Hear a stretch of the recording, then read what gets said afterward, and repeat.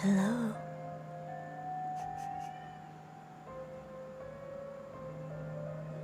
Can you hear me?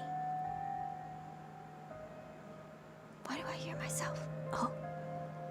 Can you hear me? If you can hear me, say boo!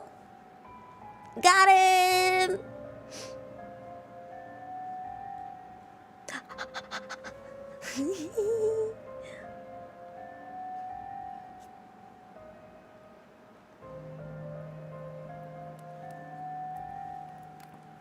조금만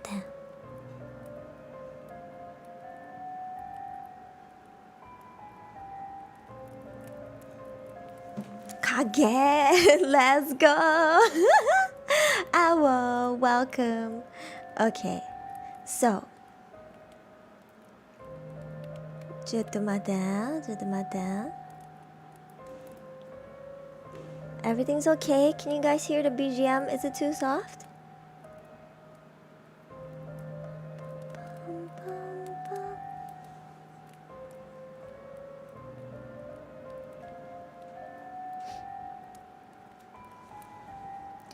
Oh, can hear BGM. Can you hear? Okay, ya dengar. Okay. What about the fire crackling sound?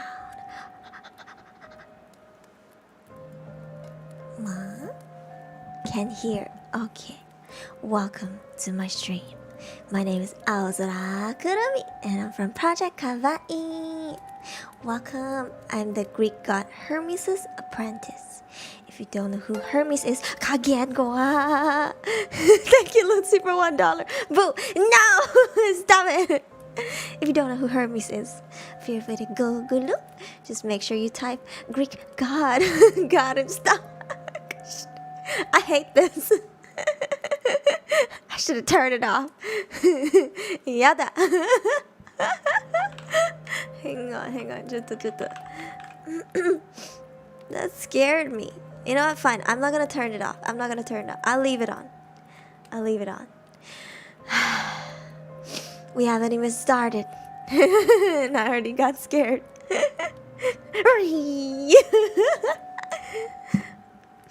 Okay. Welcome. We have quite a few new people here. Welcome. Okay. So, before we start, in which we're gonna do a horror story time, I just want to say that I've linked all of the assets that I'm using in the description box down below. And Ami Rule Shami, Ami in chat made this cute Kuru witch hat. I'm really happy with it. I love it very much. I mean, it's tall, so it's cut off a little bit. Can you see? But it fits perfectly. That's Karu. Jomelnya. Terima kasih. Please tell the person next to you to stop hovering over your shoulder. Project Kavvaii. Why? Stop it. Stop.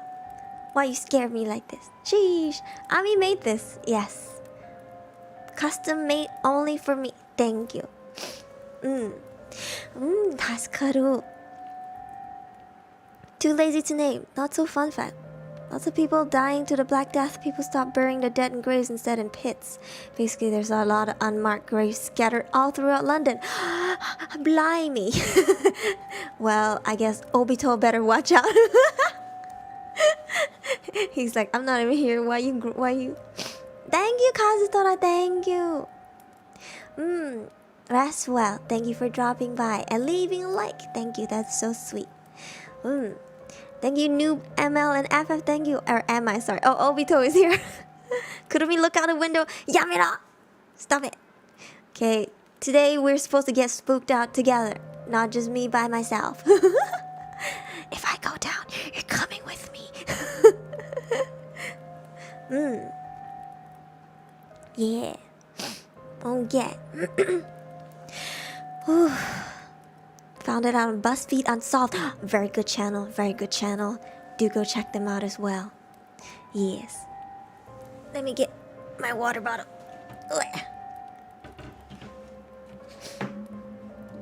Okay, I have my water bottle ready. Have you checked under your bed? Joke's on you. This is not my bed. There is a bed in this room. God dang it, joke's on me. It's okay. They can enjoy the view. Yabe. Yabe. With rose-colored glasses. Do you like it? I have a little... the fire crackling shadow light thingy going on. I don't know if you can tell. I'm flashing a little bit. Kurumi, is your heart goes doki doki. Lord Grax, I saw your art. It's wangy wangy wangy wangy. Thank you. Thank you. Tonight's night to get spooked. Yes, Joseph. Who's whispering in the mic? I wonder who. Today is not an ASMR stream. Well, maybe a little bit semi-ASMR. I will be whispering. It's more like a soft-spoken stream. I'll be whispering and reading out some spooky stories. And hang on. Where is it? I've never done this before. I've never used a Google form thingy on stream before. So bear with me if I don't know what I'm doing. Technology. Yes. Hi Indra, thank you. Happy Halloween, guys. Yes, happy Halloween. Yeah. Okay, in case you haven't already, please go get your blanket, get your drinks, and sit tight. I'm not afraid of no ghosts. We'll see about that. There's a purple guy knocking on your door. Orca, what do you mean? What do you mean? What do you mean? There's a guy knocking on my door. There's a guy knocking on your door.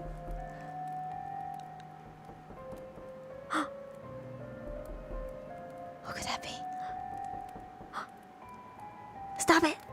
Is that you, purple guy?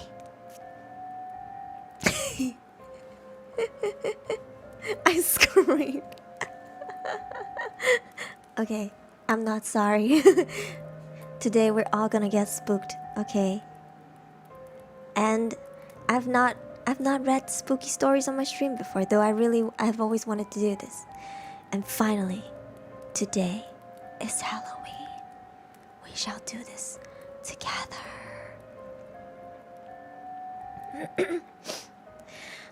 Okay.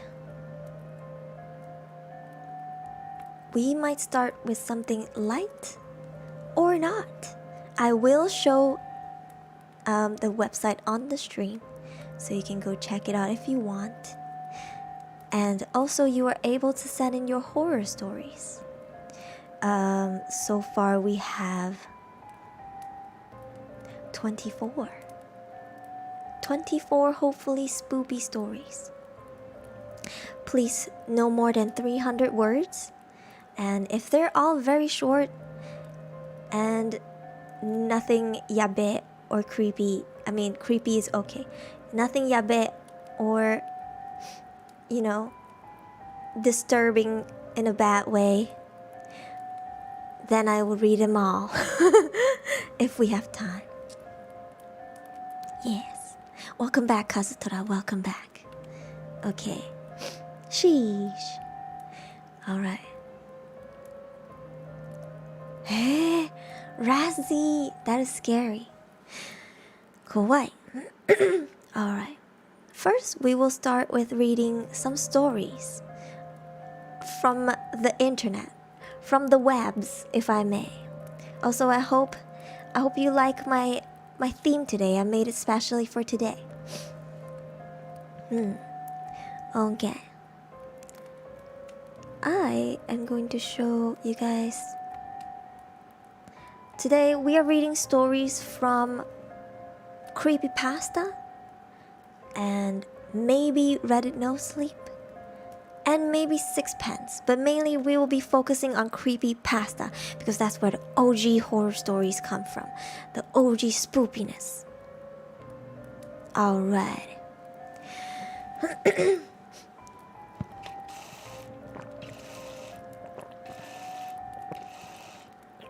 Hello, Akio. I hope you have a wonderful stay. The VTube Studio overlay looking good, thank you. I made this. I'm glad. Today we are reading about spoopy stories. 아래 지가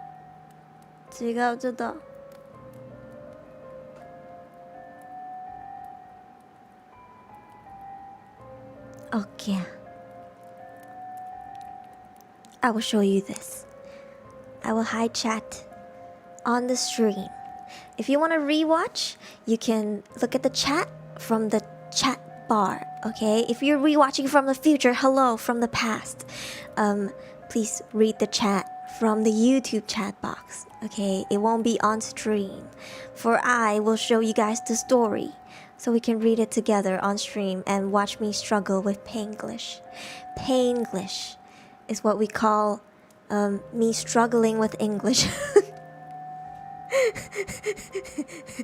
I will do my best. Okay. England is my city. Thank you. Okay. How burpee wangi wangi hua hua. It's okay. You were not that late. You didn't miss anything. Alright. Are you guys ready for the first story? Spoopy. Let me just move my mic real quick.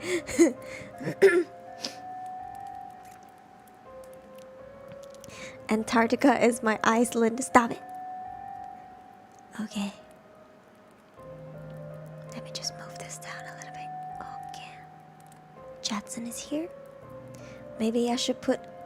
Should I put a witch hat on Jetson? Everybody in favor say aye.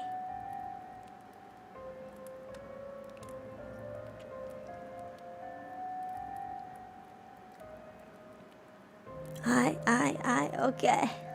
Here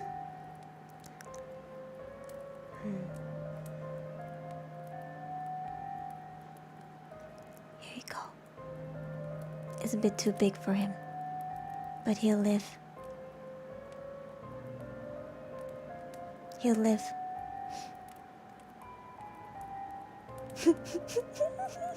Kawaii. Okay.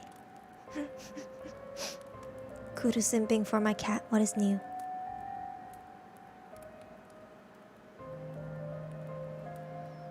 Okay.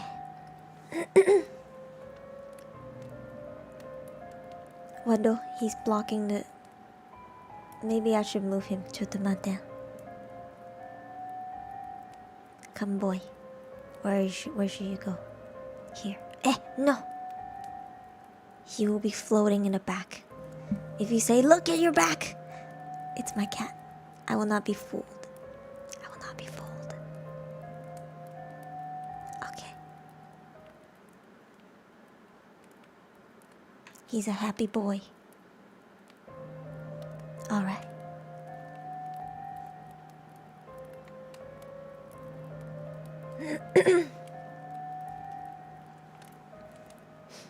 Are you ready for the spooky ride?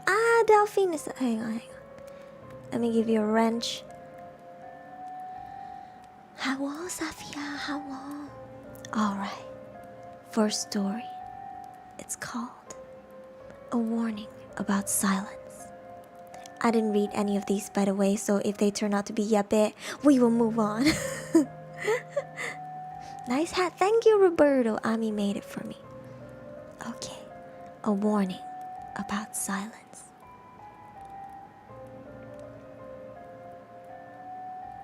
Put on your earphones. Estimated reading 2 minutes. 2 minutes? Really? Oh, it is short. Okay. Starting now. Everyone, regardless of your... Okay, I failed that already. Paynglish. Thank you for trying. Of course. Everyone, regardless of their particular mental state, has a curious kind of background noise in their minds. When that noise takes the form of original music, we call it being a genius. When it sounds like voices, we tend to call it schizophrenia. A single voice is often referred to as religion.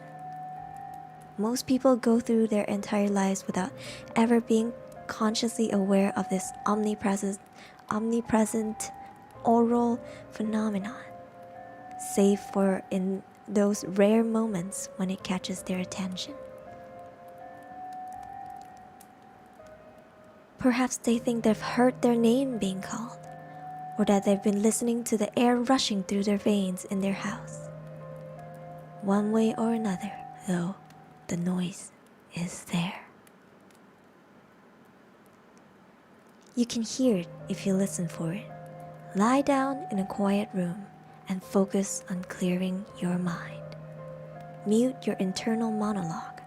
Erase the scenes from your imagination and let yourself sink into the silence.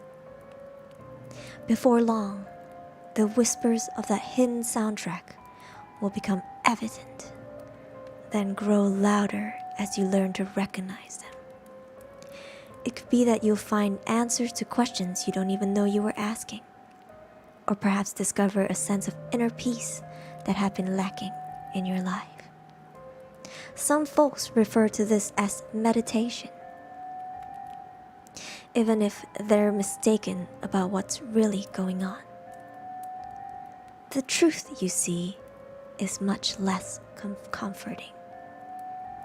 If you've ever gone walking in the woods, you've likely encountered a cacophony of noises.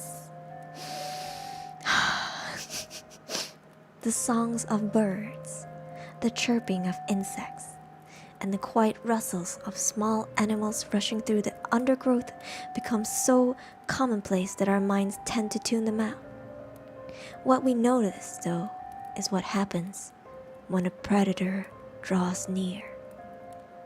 The course abruptly stops. The forest becomes deadly still. A person walking amidst that sudden silence might feel the hair on the back of their neck start to rise, and notice their heart pounding with a mixture of adrenaline and dread.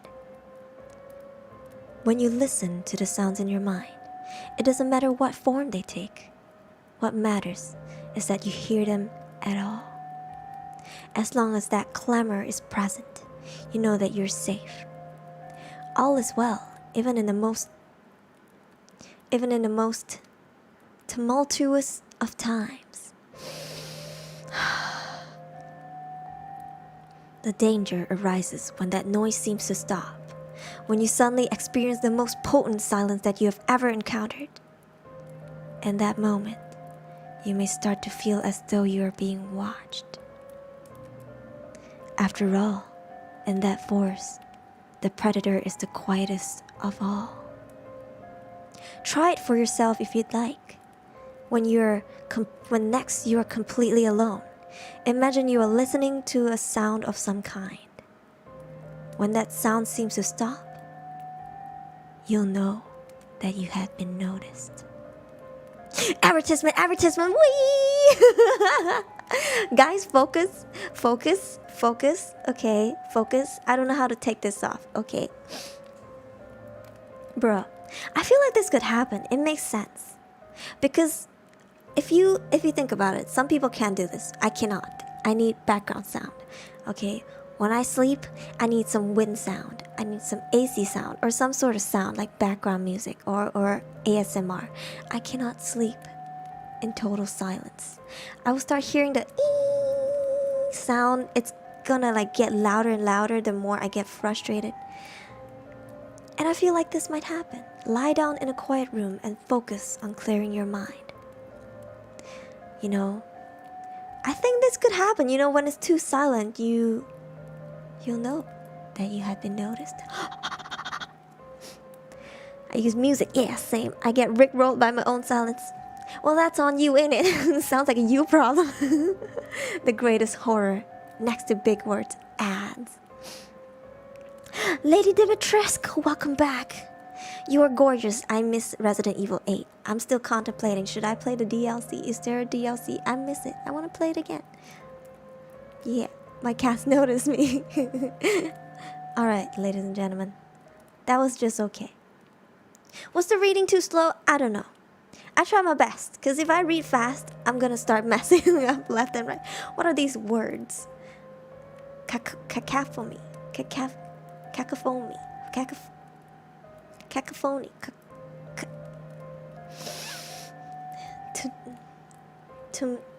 Tumultuous. Tumultuous. Penglish. Kurunglish. Thank you. I will do my best. This is a short one. I didn't expect this to be short, but then again, it did say reading time 2 minutes. Drink water.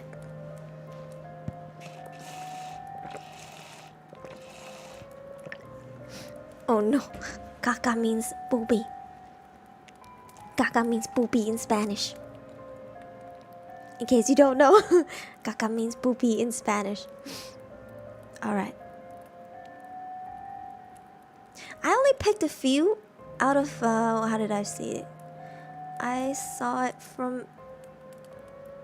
sorted it from short stories or something, and I looked at the ratings and the amount of people voted for the rating, and I just click 69. Nice, funny number. Okay. Alright. Give me 1 sec. Kurumi, Ami laughing. How come? Why?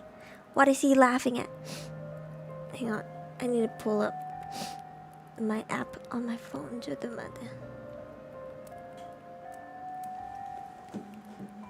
Okay. Burung kakatua. I missed you too. Hi Alice, welcome. I grew up really doesn't sound scary. I wonder who made these art. But you know what? Creepypasta has competitions for horror stories. So if you're talented, by all means.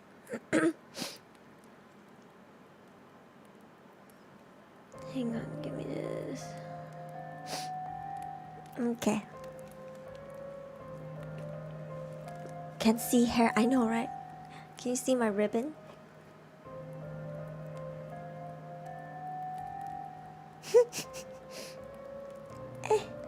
Ami, you forgot to sew the back. You forgot to sew the back of the hair. I mean the hat. And my head is popping out. It's okay, he did a great job. He made a few versions of this. No budget, oh no. Nice hat, thank you Alice. Thank you. Someday, Ami will turn into an asset maker. I can feel it in my bones. He's so good at it. Oh, Creepypasta has a YouTube channel, ladies and gentlemen. Do you still alive? I seen her get out. Is when you're fighting the RE8 fish boss thing. I freaked out when I have deep fear of water. It's scary. Hi Lim, welcome.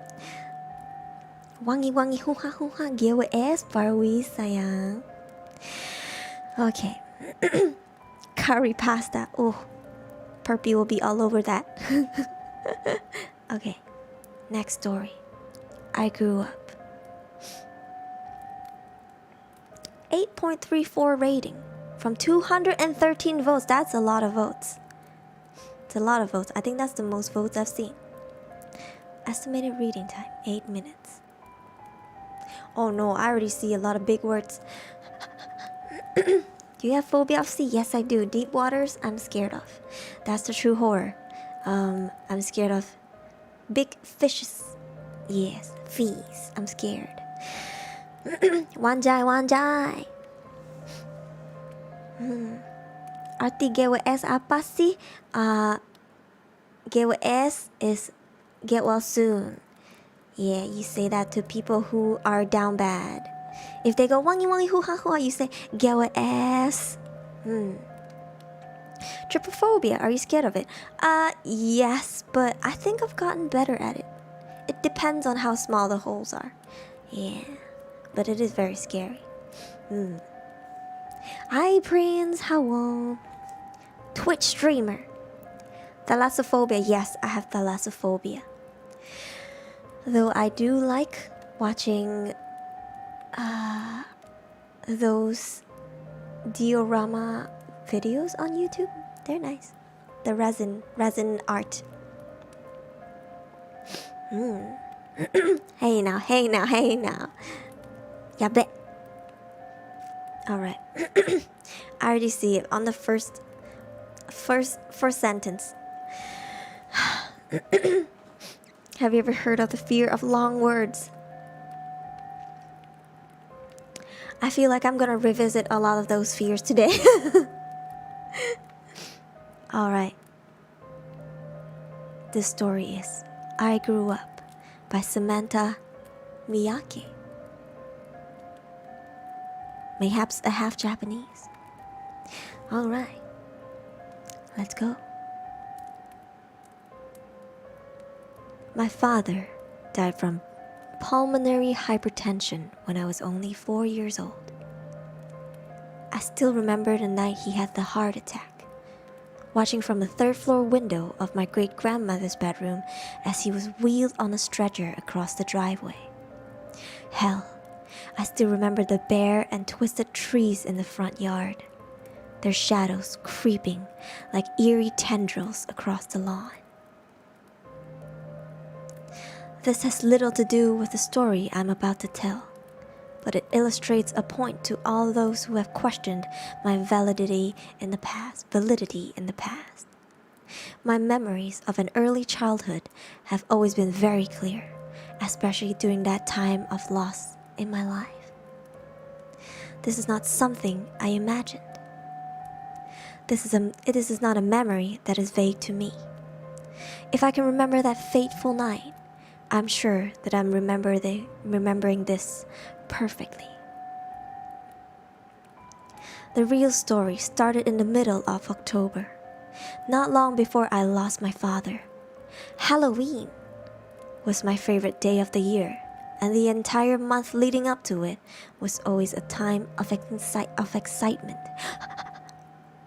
There would be nights where I would lay awake in bed, thrilled by the thought of dressing up as a cat for the 3rd year in a row, and what have you.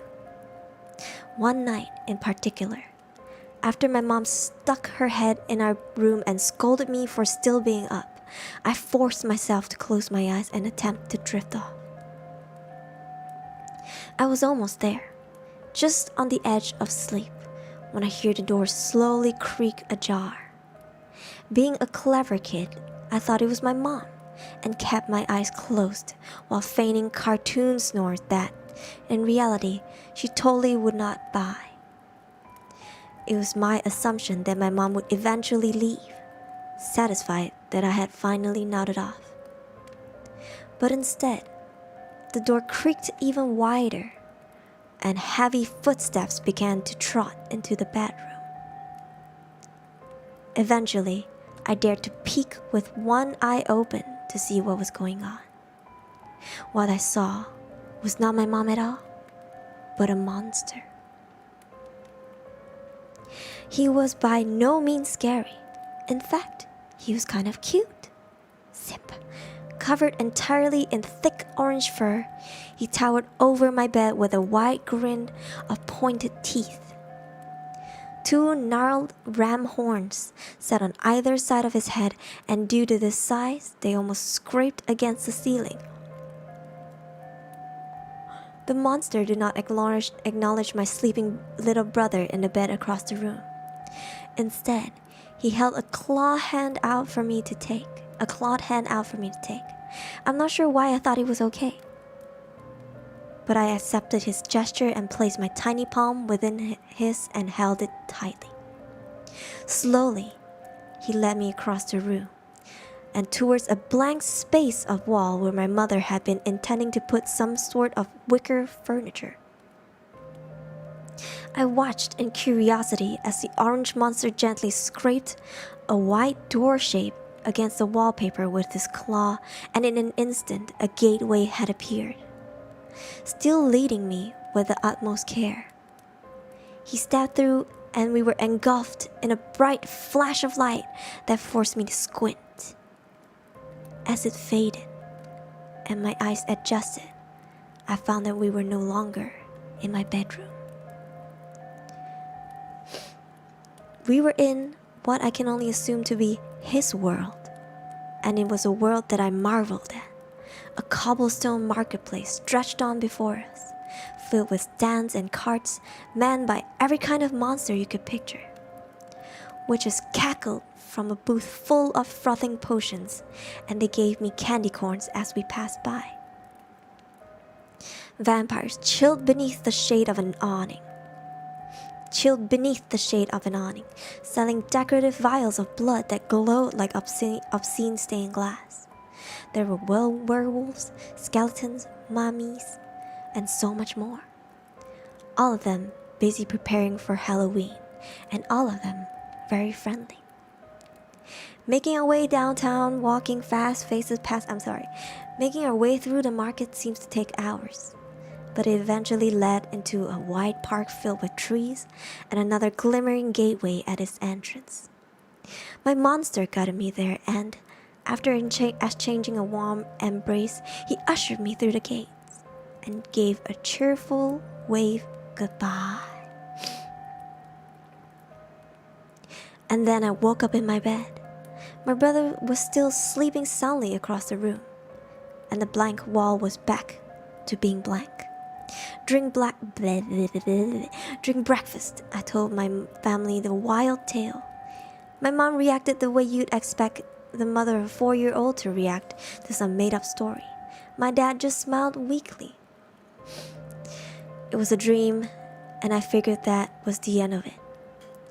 But it had been such an exciting one. I wish I could have had it all over again.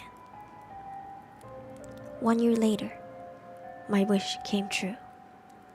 It was the middle of October again, and though it was still an exciting time, I no longer had trouble sleeping. But once again, one night I awoke to the creak of my bedroom door, and I opened my eyes to see my orange monster shuffling into the bedroom with a sheepish smile. I sprang out of bed to meet him, and yet again, he drew the doorway on the wall with his claw and took me into his world. Everyone was excited to see me, and all of them remembered my name. The witches gave me candy again, and the vampires hissed hellos. It went the same way as the last dream, winding through the busy marketplace until we reached the gate at the park and bid each other farewell. The next year I had the dream again, and the year after that again. It had started to become my yearly Halloween tradition that only I knew about. It wasn't until I was 11 that the dreams began to change. That year, none of the monsters in the marketplace seemed happy to see me. They gave me and my orange monster stern looks as we passed by, whispering in hushed voices that I could not understand. There was no candy for me, no greetings or smiles. It was an unnerving trip, and I think that my monster knew this, for he began to pick up his pace and was quick to lead me into the park. When I was 13, the marketplace became a hostile environment.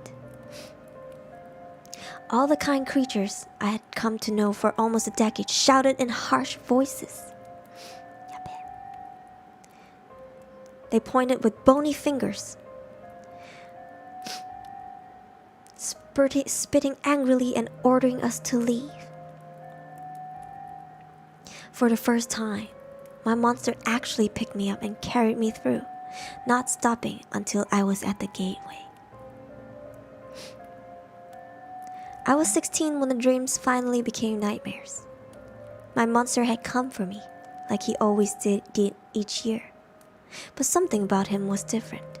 His plush orange fur had grown thin and wispy, and his ram horns had various chips and cracks in them. He still held out his hand and took me through the doorway. But that was a grave mistake. We were chased through the markets, bitten and clawed and slashed at.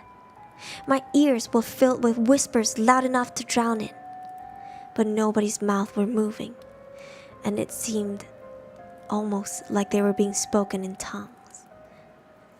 I was too big for my monster to carry, but I let him pull me along to the park. The other creatures followed us all the way to the gateway, not leaving any time for goodbyes.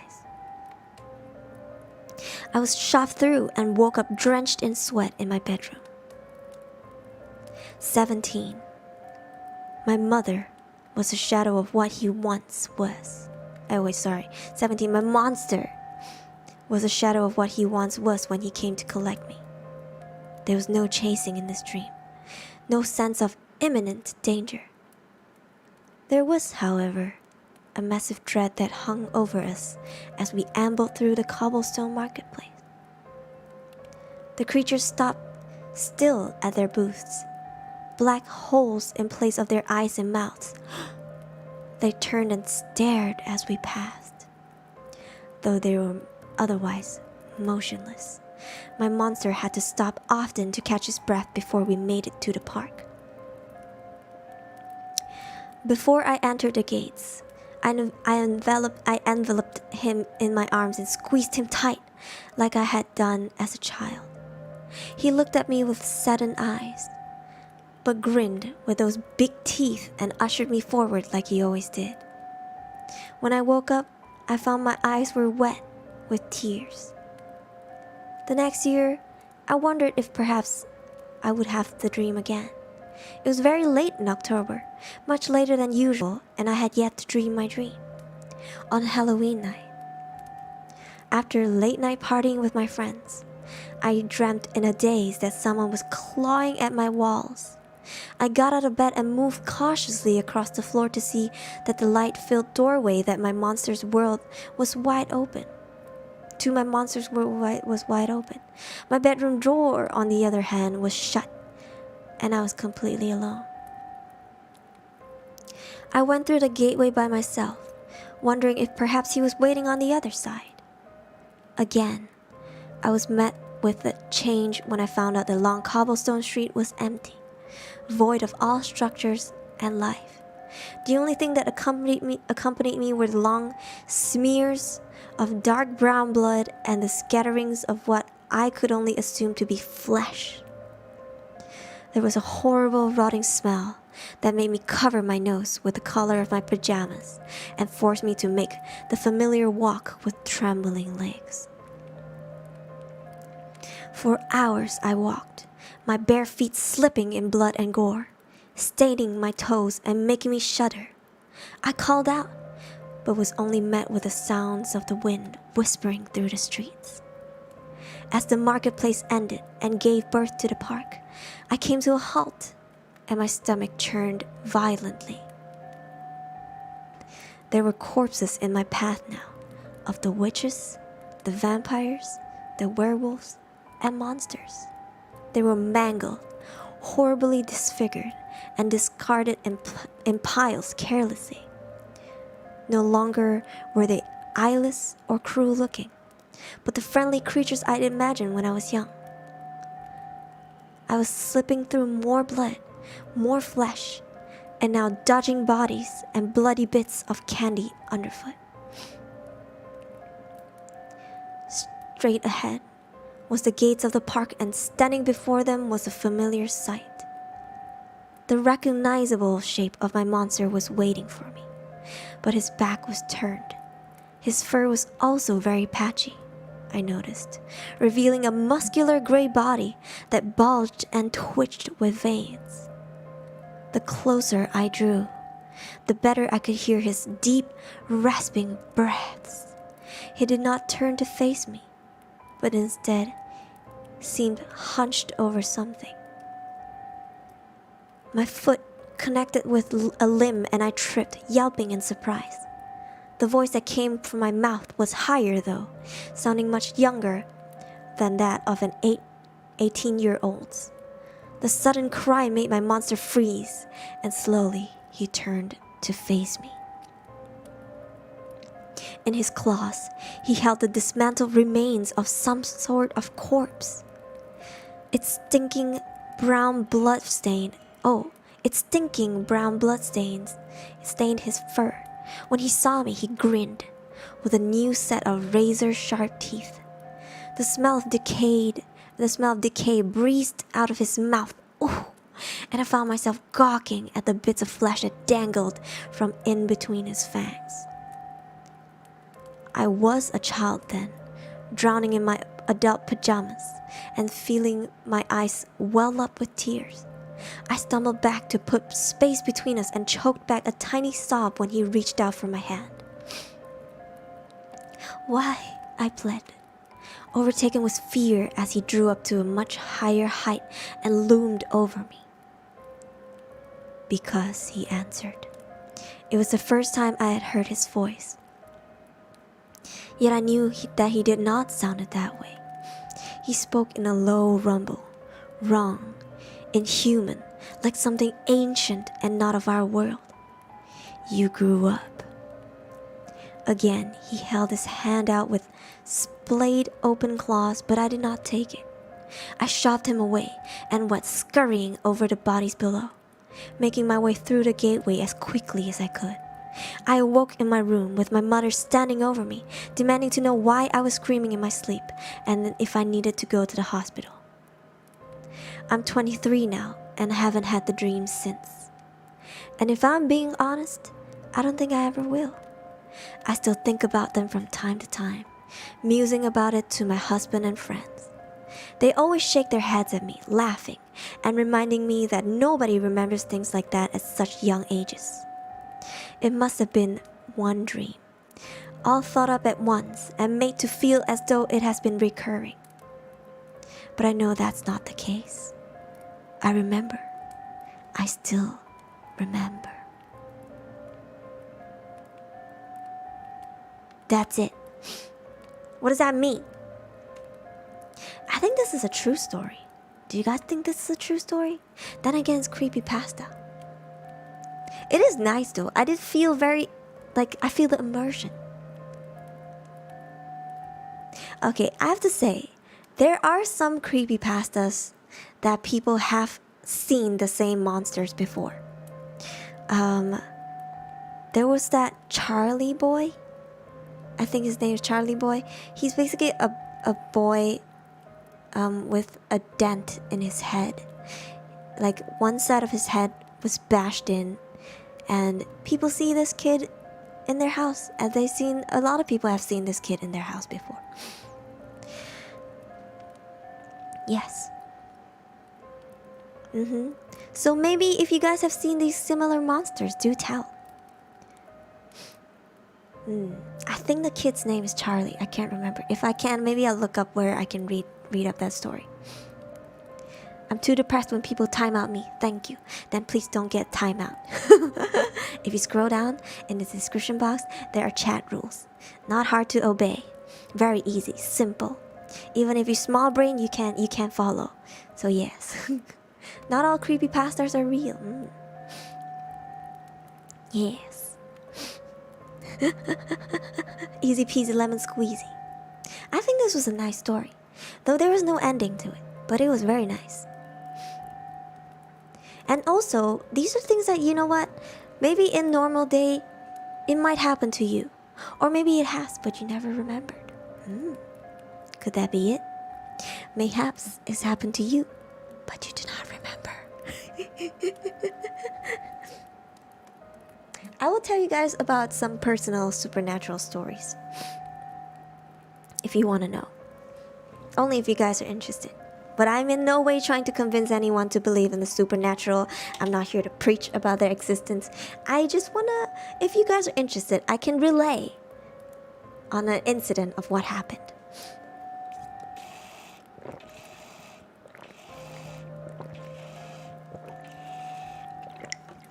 Okay.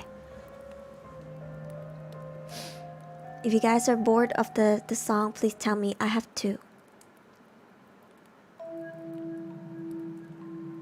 This is the second one. Okay. We're here to hear Kurumi's story. I have quite a few. Some are not that prominent. Some are very small, and some may sound silly. But I wouldn't say I'm a skeptic, but You know, I take everything that people say with a grain of salt, right? If they tell me their horror stories.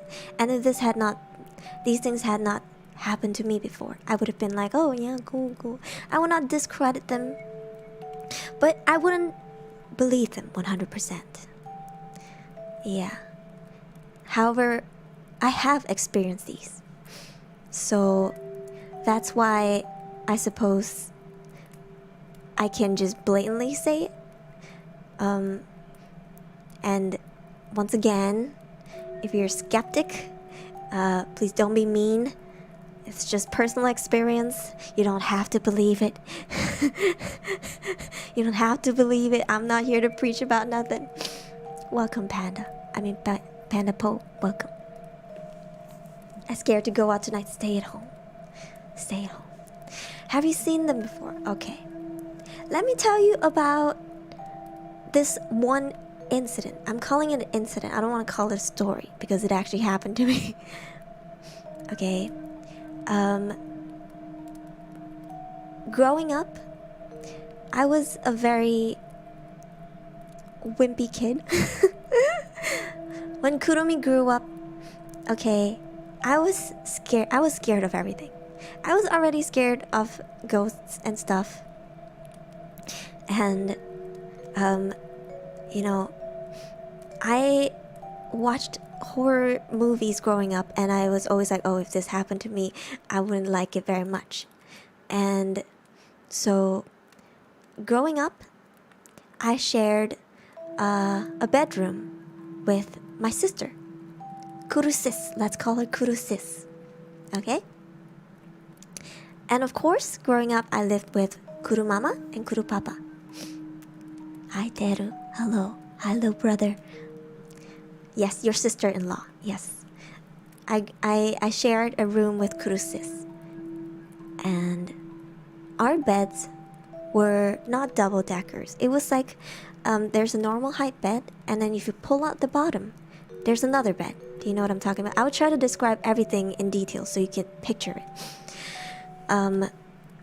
And I was sleeping on the lower bed. The one where you had to pull out. The one closest to the floor. Yeah. Yes. That kind of bed. Yes. It's not double-decker, okay? It's very close to the floor. Yes. So I was sleeping on that bed, and my sister would sleep on the upper bed. And because growing up, I was so scared of, you know, ghosts and stuff. I was the one that was scared of everything. I remember that night very vividly. Kurumama and Kurusis, they were both in the living room. It was nighttime. We had school the next day. And I think it was maybe like, I don't know what time, but let's say 10-ish, right? And hashtag not sponsored. They were watching Victoria's Secret. I remember this very vividly because we were supposed to sleep. But then my sister was like, no, I'm gonna watch this. And my mom liked the show, so they both were watching, okay? And I was really, really tired. I was super duper tired. So I told them, I'm gonna go sleep. I'm gonna go sleep. And I was scared, so I left the door wide open. I left the door open all the way. And I had the lights on. I turned the lights on. Okay, I didn't turn it off. And I went to sleep on my bed that was closest to the floor. Now I remember this. I used to sleep with my blanket. I sleep on my back. So I had the blanket over me, up to my maybe shoulders. And the light was like right above my head. It was on. The light was on. And I had my hands right in front of, over the blanket, in front of my chest. Kind of like holding each other. Like my hands were holding each other on my chest, over the blanket. So it was like exposed, right?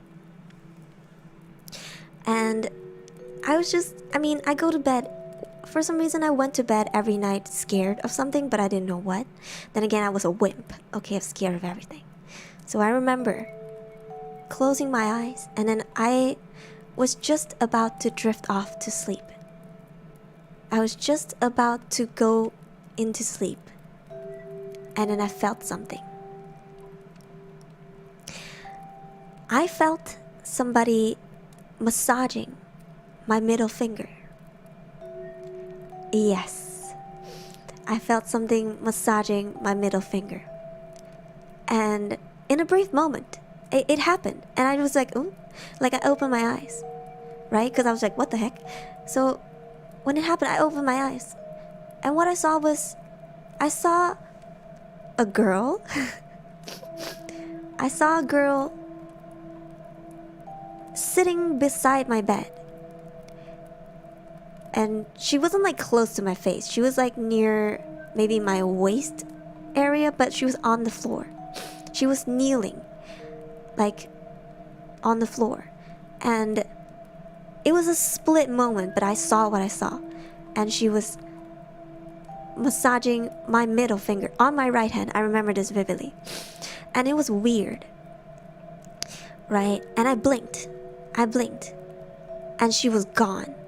But you know what the scariest thing was? I could still feel my finger being massaged. And I'm telling you, this all happened in a split moment. I'm explaining this to you in detail so it sounds slow. But what happened was, I felt something on my hand. I opened my eyes. I saw her and I got shocked, right? So I blinked and she was gone. But I still feel her massaging my finger. And I straight up jumped out. I screamed. I went out. I told Kuru Mama and I told Kuru sis. I was like, I saw a ghost. And I was just like, I saw a ghost. It's in the room. And they didn't believe me. They did not believe me. And for some reason, I remember sitting down trying to watch the show with them. But I was really, really so tired that for some reason I went back and I've managed to fall asleep.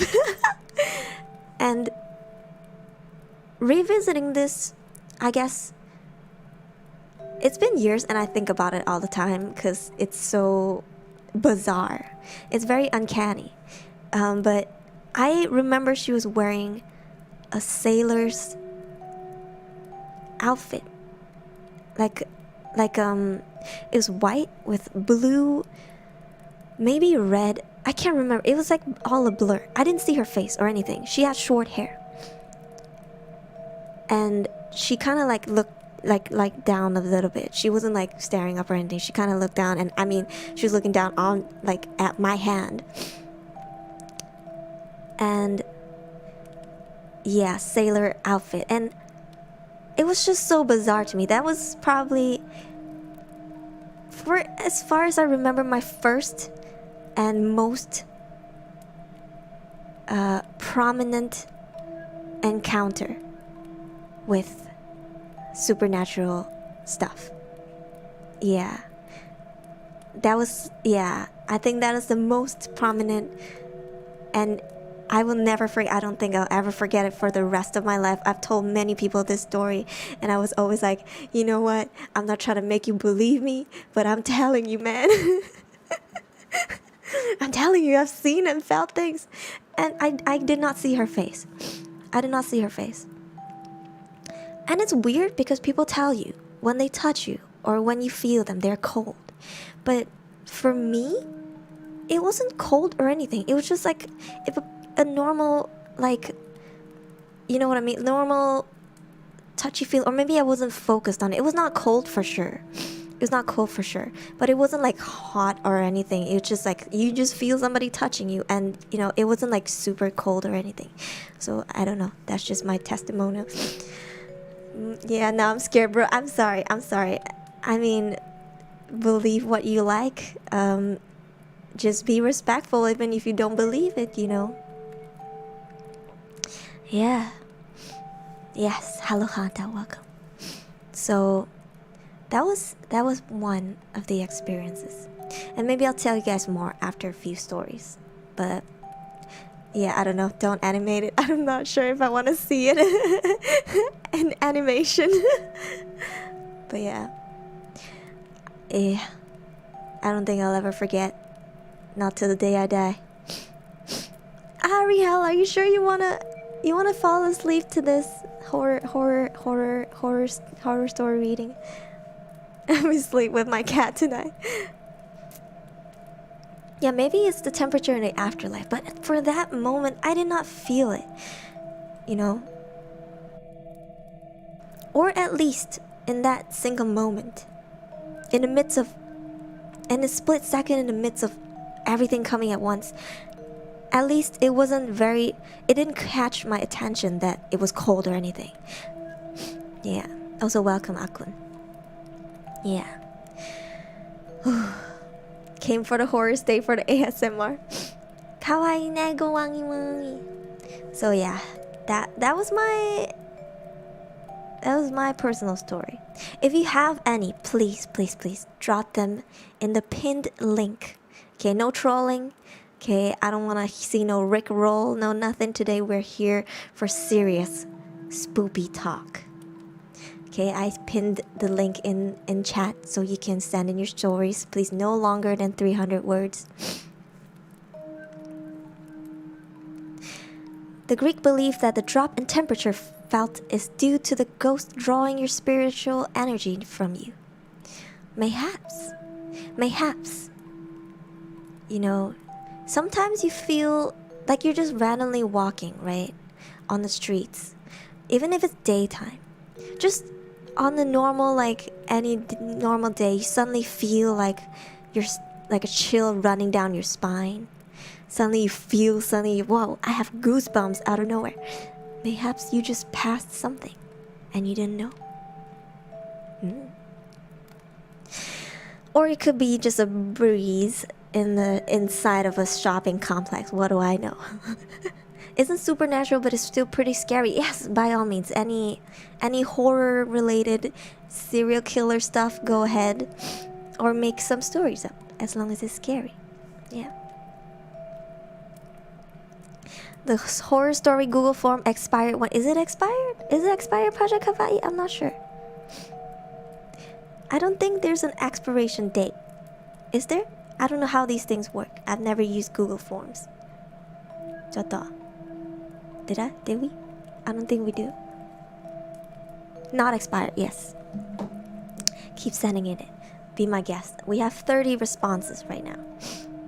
And if they're short enough, I may read them all today. It just means like less Reddit stories, creepypasta stories, and more stories from you guys. And we can always do a part 2. It doesn't have to be on Halloween. If you guys like spooky night, we can always do this again.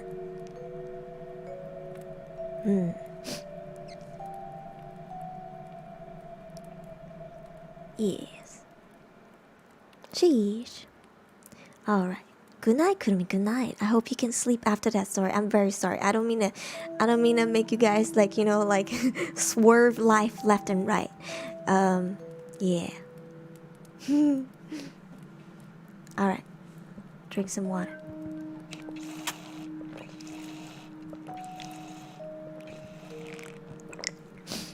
And maybe someday we can brainstorm. Kaget Goa. Derek, thank you for $3.50. That came out of nowhere. Thank God I finished drinking my water. Ghost masseuse. I need about 350. 350, let's go. 100. 350. Sorry. I need about 350.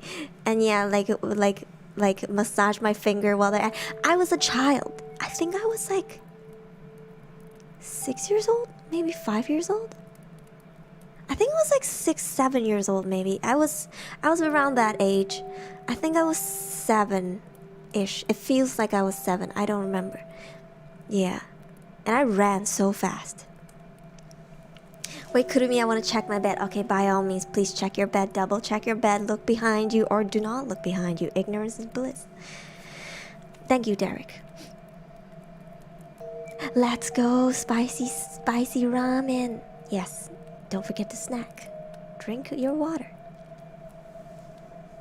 Kids are wimpy. By the way, Kurumi, I believe we can all relate. Mayhaps. I was really scared of everything, and to think that happened to me, even though I was kind of angry because I had the lights on and I had the door wide open because I was scared. Because I was that scared that I went through all those measures, and still I got that encounter. So yeah, I don't know, sometimes maybe turning on the light ain't gonna help. Someone knocked on my door, but I'm alone. Are you sure? Are you sure? You know, I can open the door for you. Why don't I open the door for you?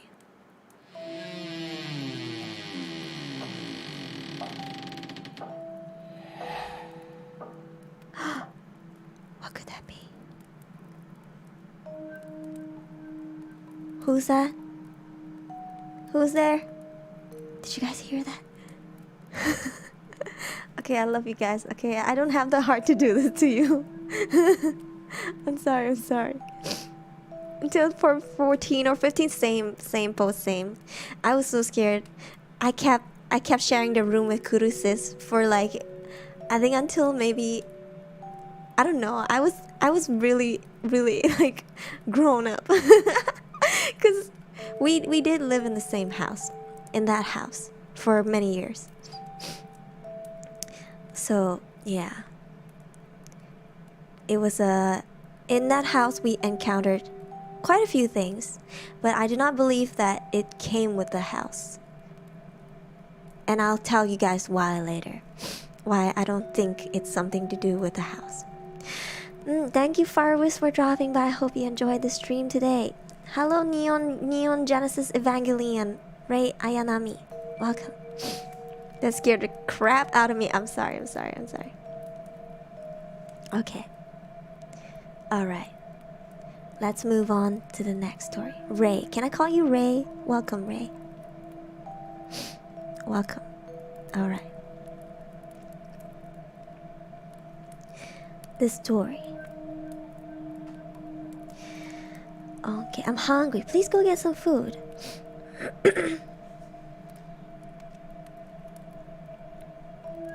Okay, next story. Why I don't go trick-or-treating anymore. Written by G. Montavon. Very cool name. Tip for conquering your phobia. I've heard that therapy helps. I've heard confronting it helps. But I guess the biggest tip I can give you is to be open for the chance of confronting it. Even if you don't actually do it, but at least be open to it. Then maybe when you stumble upon it, you might be braver and think, hey, this might not be that scary after all. Thank you, Squints. I hope you enjoyed your stay. Yes. Orang Spanyol. G. Montalban. Your phobia conquers you, mayhaps. Alright. I think it's... Oh, okay, it's not as short as I think, but its estimation reading time 6 minutes. Also, if you need a toilet break, do tell me. We might have to go together holding hands, okay? Because I might want to go too. Though I haven't I didn't drink as nearly enough water as I usually do. But yes. Let's start. My name isn't really important, but for now I'll go by Monty. A little backstory. I grew up in a small town just outside of Hartford, Connecticut, America. Real nice place where everyone knew everyone. You never locked your doors. Had a real charm to it. Nicest bunch of folks you could ever meet, really. We were all one big family. So this all happened in 2005. I was 10 at the time, and my friends Adam, Timmy, and Jared were out trick-or-treating. We were, in all honesty, a bunch of little ornery shits. We weren't malicious in any way, we just liked to pull pranks here and there. Like the time we broke into old Mr. Harrison's chicken coop and replaced his eggs with Cadbury cream eggs. We left the real eggs in a basket outside the coop, so he didn't mind much in the end. Had a hell of a time cleaning the chocolate out of his hen's feathers though. So anyways, that Halloween we decided we would bring big pillowcases to use as our sacks. Since we knew the whole town, we were out until midnight so long as we made it right on a dot and not a second later. We were all about the same age. Adam was the oldest of us at 12, and Jared was the youngest at 9. So when we heard we had almost 6 hours of time to get as much candy as we could, we were ecstatic. In our young minds, having all that time and all that space meant we would be rolling in candies for the rest of our lives. So we went out, all dressed up in homemade Avengers outfit, and got to work. It even hit 11 way faster. It hit 11 way faster than we thought it would. And by the time we were each lugging around about 20 pounds of candy each. We had a lot of old couples and not many kids. Most of the other children were in their mid or late teens and saw Halloween more of an excuse to get shit-faced and have kinky costume sex at parties. Interesting American culture. Soon enough, it was 11:40 and I knew I had to get going soon. As I turned to tell everyone I was heading home, I saw the car. Now, if you would have told me what a pedophile was when I was 10 and explained the concept thoroughly, the image I would come up with would be an old balding man with missing teeth and a wiry frame driving around in a beat-up and rusty van. That wasn't at all what the man who introduced him as Reggie Smith would look like at all. Handsome was one word you could use. He had a thick head of dark blonde hair and a slightly muscular frame, and a smile so white and perfect you could see it shining in the blackest of nights. And that's exactly what he did when he greeted us. "Hey there, kids," he called out. "It's getting pretty late. You should be heading home." Jared was the first one to speak up, waving his paper towel roll and cupboard mignon in a greeting. Mijanor? Gilnor? Anyways. "Oh, hi there, mister. We're just heading home." Jared pointed to the sack he held in his other hand. "Look at all the candy we got." Reggie smiled, that fucking smile of his, and chuckled. "That sure is a lot. Say, you kids want some more? I think I've got some." Here they are. I don't know why he's Southern. Okay, I'm sorry. I don't know why he's suddenly a cowboy. But let's roll with it. After rummaging around for a bit, he pulled 4 king-size Snicker bars from what I can only assume was a black medical bag he had sitting in his front passenger seat. The J is like a Y. What was that again? Where's the word? I lost it. Oh yeah. Mille noir. Okay, I will keep practicing. Yeah, Kavvaii, I'm so sorry, Ariel. I'm very sorry. I may have been offending some people. I'm so sorry. That's the only American accent I know. Okay, moving on. Okay, teruskan. Lanjut. Okay. Was a black medical bag he had sitting in his front passenger seat. Of course, all 4 of us rushed over and gladly took what we thought to be the holy grail of candy. Soon, Reggie had introduced himself and explained he had just moved in a few blocks down the road.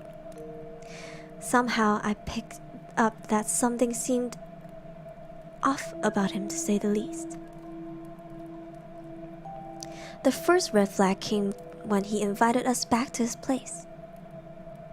"I've got a bunch of candy bars just sitting in a bag on my porch if you want to come get some real quick," he said. Now that set me off because not 5 minutes earlier he had been saying how we should be getting home. Being incredibly uncomfortable, I saw it was nearly 11:50 and took that as my cue to leave. "It's almost midnight and I gotta get home, sorry." Adam, Timmy, and Jared, Iron Man, the Hulk, and Thor all gave me a confused look. "Seriously?" Adam said, moving his mask out of the way to be heard clearly. "It's free candy, dude. And really good candy, too." Yeah, Timmy called out in agreement while pounding his Hulk fists together. You can't seriously be passing this up. Sorry guys, my parents ground me for a month. My parents will ground me for a month if I don't get home soon. I'll see you guys later. My friends all gave out a sigh of disappointment and climbed in Reggie's car. That's when Reggie spoke up. I'll leave him alone, kids. Besides, I only have room for 3 right now. And that's when I remembered that creepy black doctor's bag in his passenger seat. I said my goodbyes and peaced the fuck out of there.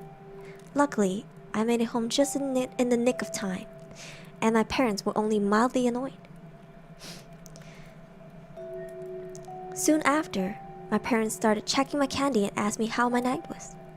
That's when I told them about Mr. Smith. That was when my parents' face turned white as snow. And then my dad grabbed his car keys and my mom started dialing the police. Soon I knew everything about what was really going on, and I had to give the police a statement. Of course, knowing that I was nearly kidnapped and that my friend were gone, I was a complete wreck. Once the police got their information, they tried to console me and tell me that it wasn't my fault in any way. And that was when I heard their radios go off. Car 3, suspect inbound to your location on foot. He appears to be armed and dangerous. Do you copy? This is Car 3, we copy. The officer looked at me in the eyes and smiled. Don't worry, kid, we'll get this guy. He turned to his partner. Steven, stay with the kid. I'm going to cut this son of a bitch off before you can get away. The other officer, Stevens, he was an absolute saint. When all this was going down, he did his damnedest to keep me calm. Stayed with us that night for security, and for that I'm eternally grateful.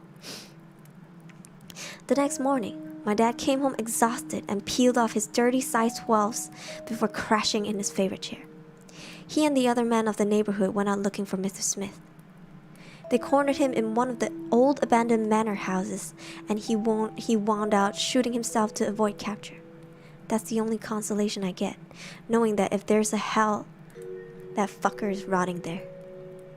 Now you're probably wondering what happened to Adam, Timmy, and Jared. I'm pretty sure you could have guessed already, but yeah, they're all dead. Jared survived Mr. Smith, but 3 years later he put a 12-gauge slug through the roof of his mouth.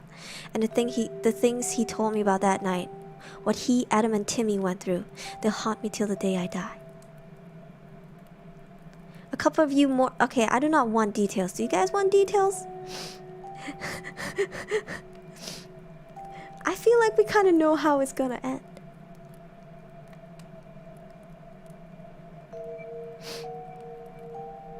Let me see if I can skim through really fast. Okay. I just saw something juicy. Okay, hear me out. A couple of you morbid fucks out there probably want to know the details out of some dark curiosity. Well, I may as well tell you the worst thing that Jared told me when they went through before that fucking monster cut Adam and Timmy up like animals. Once he was done using them, he took out his little black bag and started experimenting. Yeah, so basically he was experimenting. It's very gory. I'm not gonna read it.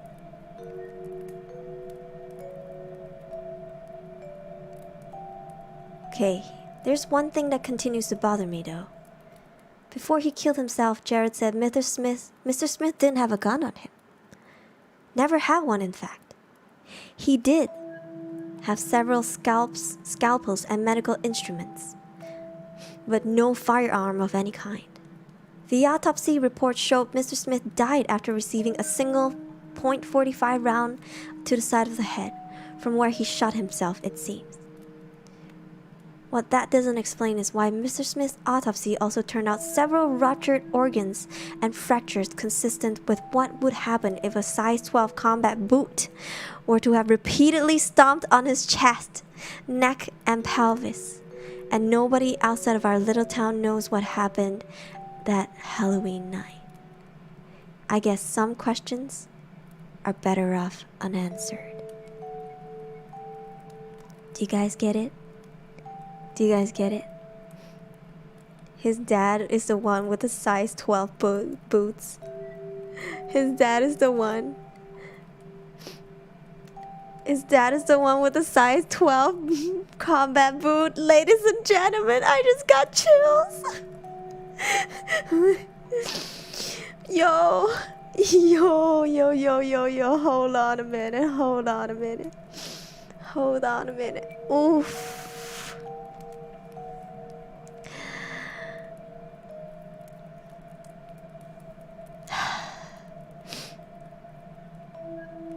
You know what? I think his dad is... You know what? I'll leave it for you guys to interpret this story. Bruh.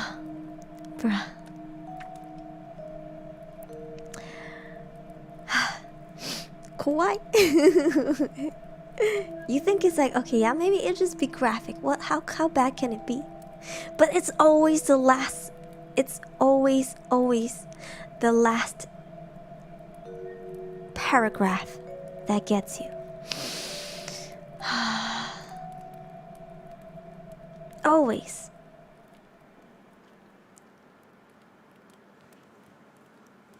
My legs, I feel so weak.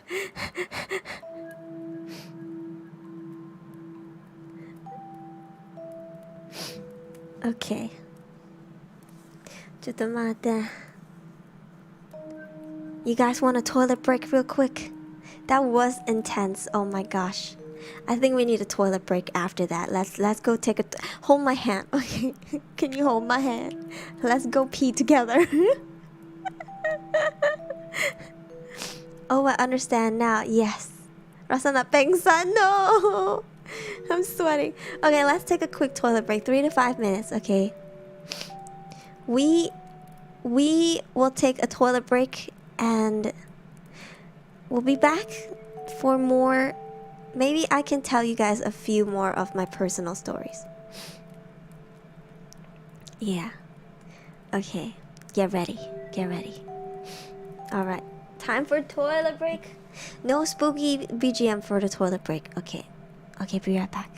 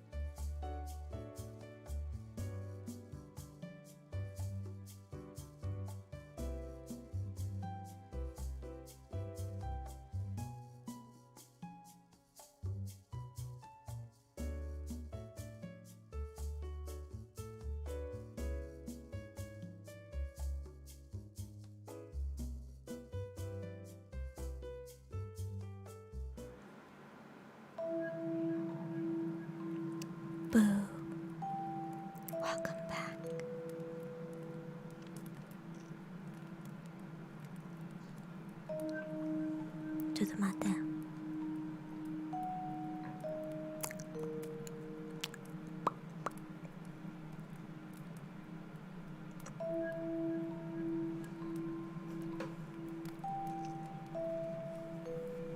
Let's drink some water.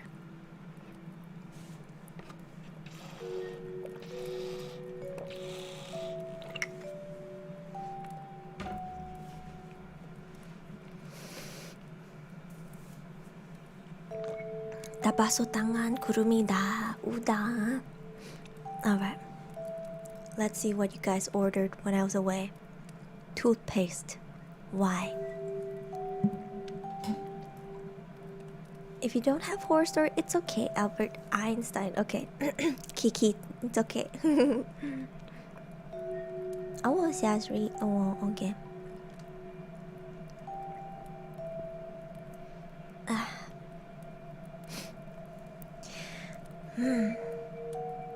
Okay. I have a lot of stories. Well, personal encounters, I would say. But let me move closer to the PC. But I don't know which one to share to you guys. Some are really short and brief moments. Some are rather long because it happened in the span of like a long time, let's just say. But okay. Let's see. How about I tell you guys one that I may or may not still be experiencing. We enjoy your stories. Because I have a few stories that are cute to read. They're not too long, so I think my long story should be okay. Okay, so I may still be. I don't know.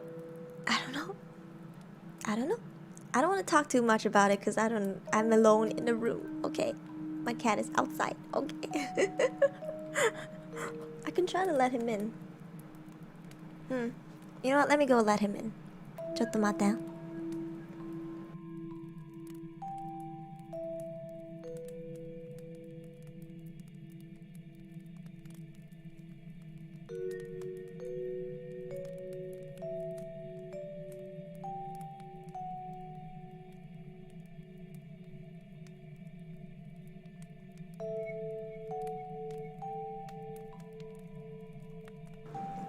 Alright.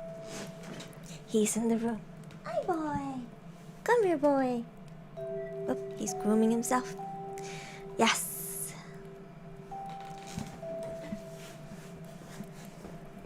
Actually, no. It is indirectly related to Jetson. It's indirectly related to Jetson. But there was a story that I suppose if you are a pet owner, you feel more relieved to hear. Mayhaps I'll tell that later. Mayhaps I'll tell that one later. Come boy. Come boy. Come here, you. He just wants pats. Okay, he just wants pats. Okay. Okay. Go sleep. He still wants pats. Okay, go sleep. He's looking at me like, why you stop patting me? Okay. Alright, he has left. He's probably gonna sleep on the bed. Alright. Okay, so this one may or may not be ongoing. This one started a long time ago when I was still a kid, which is a long time ago, as you know. Very long time. Ye olden days. Okay, yes, he's sleeping. Okay. So of course, growing up, I lived with Kuru Mama, Kuru Papa, and Kuru Sis.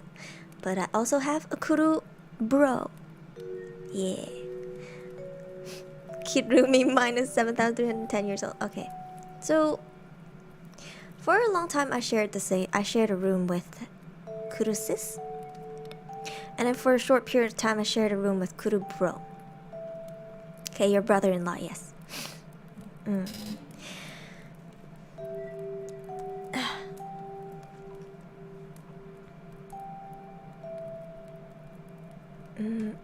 Okay. So, I have had different experiences. By the way, before I start, Kurubro and we've both had different experiences in the same house growing up. And again, we did live in the house for a long time, that same house. History, hi Velocity, hello, welcome, happy Halloween. Hello. And he had experienced different things that I did. But I guess we both kept seeing the same entity. Okay? You don't have to make fun or believe it, okay? I'm just telling you exactly what we saw. And I mean, it's been a long time, so it's hard to recall exactly what and when and all of that little detail, but okay. So I remember growing up, even when we were doing the dishes and stuff, or even me just walking to the toilet. At first I thought it was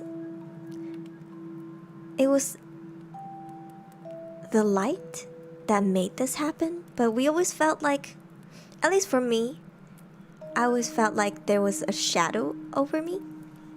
And it wasn't like directly on top of me. It was like hovering from behind me.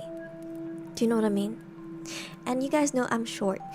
Okay, I'm 158 centimeters. Okay, maybe everything is tall to me, but I don't know. It was not something to just make a big fuss about, right? And so growing up, I never really was like, oh no, something is hovering over me or anything. No, it just feels like something was there. That's it. But it wasn't really there at the same time because there's nothing there. Anyways, I'm short, so I couldn't have had made any shadows. So yeah. So growing up, we always felt that, and we never knew what it was. And maybe we were thinking too much, but at least for me, I would very often in the corner of my eye see this outline with like a, I don't want to be sure, I don't want to say this because I never really actually seen it like I did with the first incident I told you about. That was really clear. I saw the shape, everything, okay, other than the face. But this one, it felt like a long dress or some sort. I don't know. It's like a long, it looks like those, you go to a barber store and they put that drape, that, I don't know, veil over your shoulders and whatnot. It looked kind of like that, but white, and then black hair. But I don't know if it's long or whatever because we never really saw it. For me, I never really laid my eyes on it. Actually, Kurubro has seen it once. Actually, seen it once. It wasn't a cape. There was no hood. It was just maybe it was a dress. I don't know. It could, maybe, let's call it a nightgown, okay, a white nightgown, whatever. I would always see it in the corner of my eye. It was always there, and sometimes just randomly, from my room, if I wanted to go to the living room or the kitchen, I would have to pass by another room. And passing by, I would casually just, you're just looking at your phone or you're just looking up, walking. And then when you pass something from the corner of your eye, you would just kind of catch a glimpse, right? If a shadow was there or whatever. And my brain would always register that I would see something there. And I know people are I've told this to many people before, and they've always said, hey, maybe it was like a, I don't know, a hat or a coat there, or something of a shadow, because sometimes you see on the corner, you think it's a person when it's a mannequin or whatever, you know. Sometimes you think it's sus, but it was not like that, because I would look and then I would take a double look. You know, when you see something, you're just like, you know, you're like, you do what do you call it? A double take. I would take a double take, and no, there would be no sort of anything of those black or white over there. I'm not even sure if it's white. Okay, let's just call it white, just because it's like my brain registers as white. Anyway, I would always see it in the peripheral. And Kuru bro, now I remember. For the longest time, I don't know why I didn't.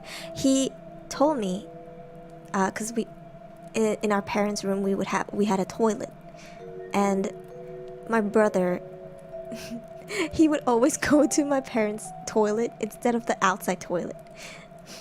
I don't know why. He would always go into my parents' bedroom, especially at night, to use their toilet.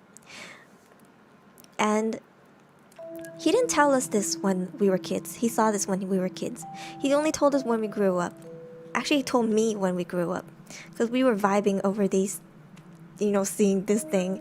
And he was like, actually, yeah, I saw it. He told me he saw it when we were kids.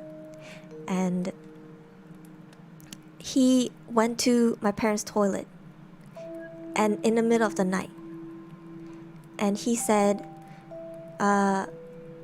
he opened the door, and he saw it right there, standing on top of the toilet bowl, and the lid was down. Like, he was just standing on the toilet bowl or something. I don't know what he saw. Okay, I wasn't there.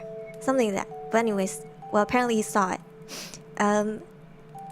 So the reason why I'm telling you that is because I think when I was much older, maybe like middle school, high school years, we moved, not moved, we would hop between places we lived. Not for long, maybe only a couple weeks at a time, right? And this other house was in another city, and I'm gonna give you kind of like an idea of the outline. So when you come in from the front door, you pass the kitchen first on your right, and then you keep walking. On your left is one room, and you keep going on the right is one room, and if you keep going straight, it's the parents' room. But before that, on the left would be the living room. So essentially, long story short, if you want to go get a glass of water, you pass by 2 rooms and a toilet, and on your way back, vice versa, if you want to go to the living room. He wasn't pooping, he was standing on top of it. He was standing, or she, I don't know. And so I remember this vividly. We had just arrived at this house. I mean, we lived here occasionally, right? In this new place. Not new, in this other property, let's just say. And so we were so used to it that we would bring our laptops and stuff. We would bring our, you know, everybody have their own laptops, whatever. And I shared a room with my brother. And that room wasn't big at all. It's like a really small room with bunk beds. And I took the lower bunk because I never liked climbing up to the higher bunk. I didn't like sleeping near the ceiling. I feel like it's about to crash on me. And so my brother took the higher bunk. We threw the bed away. Good riddance. But before that, so my brother had a habit of hanging his laptop bag on his higher floor of the bunk. So you know, like the bunk beds on the front and the end of the bag, there's like, of the bed, there are like 2 things sticking out at the corners, and he would always hang his laptop back there, and he would never zip it up. I'm a Virgo, I zip up everything, okay? He never zip it up.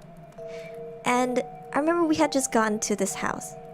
Kuru mama and Kuru sis, they were like cleaning up. I think I had just done helping out with cleaning up.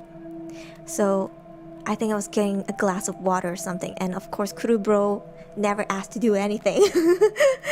Was on his level of bunk bed, so the higher bunk, and he was on his laptop, and his room was in the middle of the hallway. So I walked from the living room to the kitchen, okay, and I don't know what I was getting, or I went to drink something or something, and passing his bedroom to go to the living room to talk to my mom, on the corner of my eye, saw this shadow again, and its hands were inside of my brother's laptop bag. It was a split moment, but I glanced, okay? And I was just like, what? And I went back and I looked and it wasn't there anymore. So I was just like, okay, weird.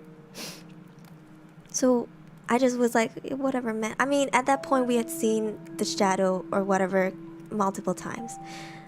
So we were just like, you know what, whatever, let's just move on.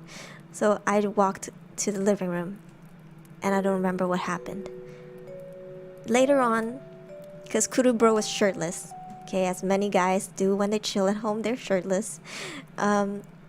But he wears his clothes, he wears his shirt to sleep. That's his habit. Not me exposing my own brother. So at night he asked me, because we shared the same room, he was like, hey, did you see my shirt? And I was just like, no. Did you like toss it anywhere? Like, did mom wash it or something? And he was like, no, like I left it here. And I was just like, okay. I mean, I wouldn't see it. Like, dude, I literally am not interested in your shirt. And so we were looking for a bit and we couldn't find it. And like, you know, told my mom, and my mom, Kuru mama, was just like, no, I didn't see it. I didn't. And so we were like, okay. And I was thinking to myself, it can't be it, right? I mean, we kind of all know where this is going. I was like, you know what? This can't be it. But then I was like, let's check it anyway. And sure enough, his shirt was inside of his laptop bag. It was pretty deep in there. It wasn't even like it fell in. It was stuffed in there. And my brother said he couldn't have done it because why would he? He would usually throw his clothes around, like throw his shirt around the room and grab it. It would usually be around his bed, and he would just throw it. And I know it, but it was just a weird feeling when I found it stuffed inside of his laptop bag. It was near the bottom. Yeah, and I was just like, at the time I didn't want to tell him because I didn't want to scare him, and I wasn't sure if I was the only one in the house that experienced these things. Turns out later on we vibed over this and I wasn't the only one. But yeah, I never wear anything at home. It come with the house or after you move in. Okay, we think that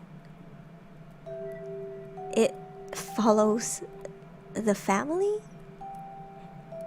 because we were in our other house or other property when we saw it, or whenever we had experiences with it. And in this new place, not new, but in this other place, we also had the same experience with it. It could be the same. I don't know if it's the same. It just kind of looks the same, like the same robe or whatever, and like long hair. 晚上好. Yeah. So we think that it's not following. It's not. It doesn't come with a house, cause it's following one of us, or all of us. So I don't know. Maybe it's in the room with me right now. I don't know. But yeah, it's a weird feeling. to have. Yep. And our places, we got them right after they were built, so they're not like old houses, or like somebody stayed there before and died. No, these are like new houses, and then we got them and we were the first tenants.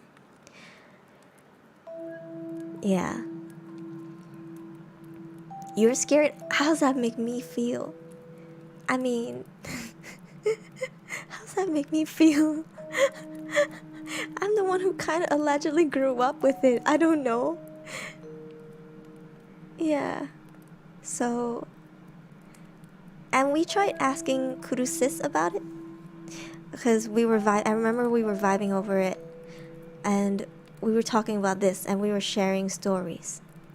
And when we asked Kurusis, she said, I mean, she was always a skeptic. She never believed in any of these things. She was always in denial. But she did mention, however, there was kind of a crack in her armor, okay, of defense. Of what the heck are people knocking and doing construction at this time?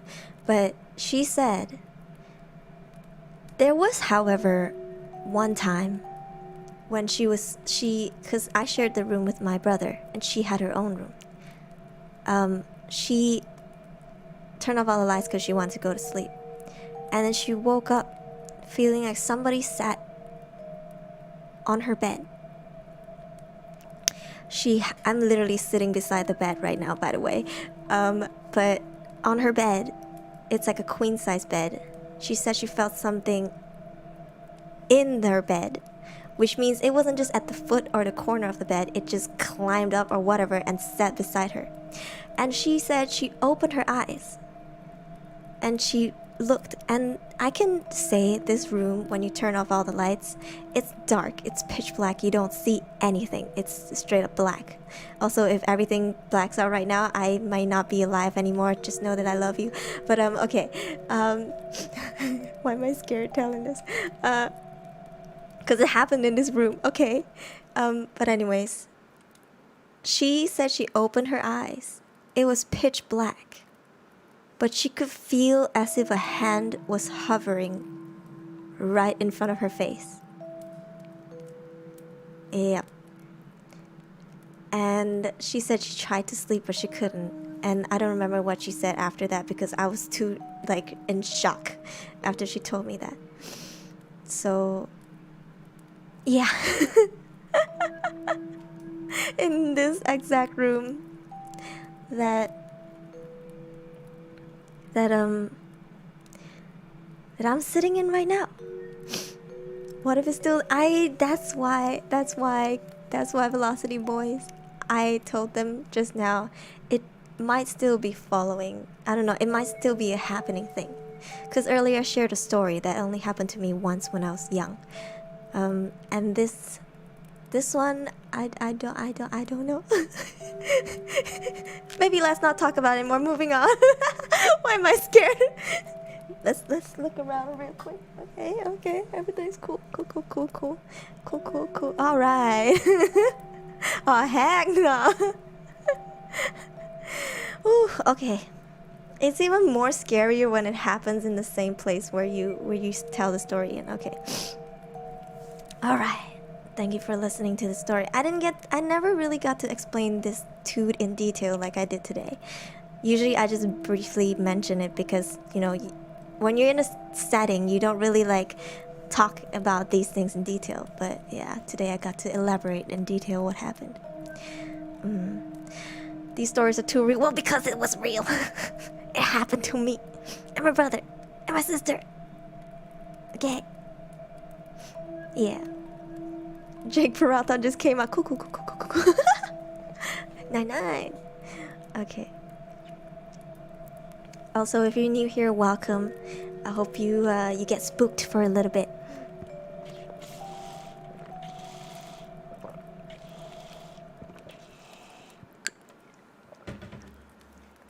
Alright.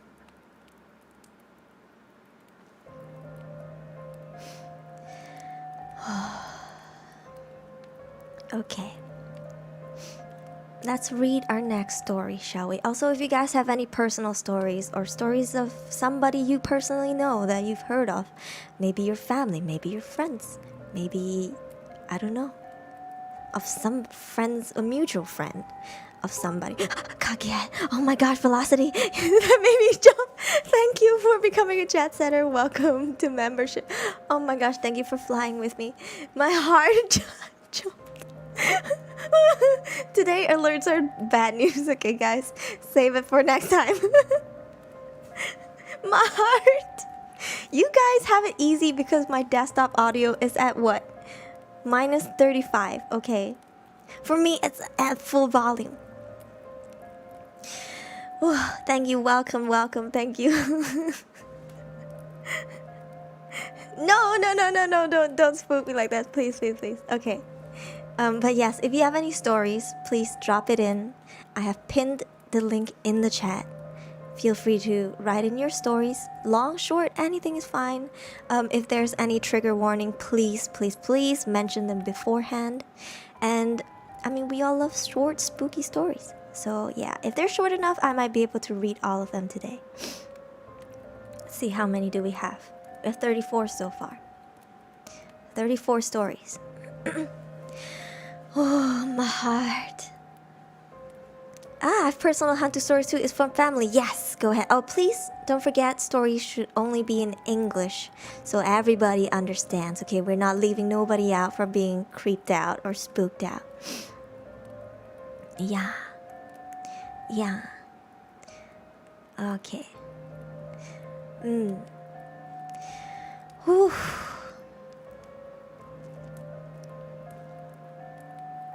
All right.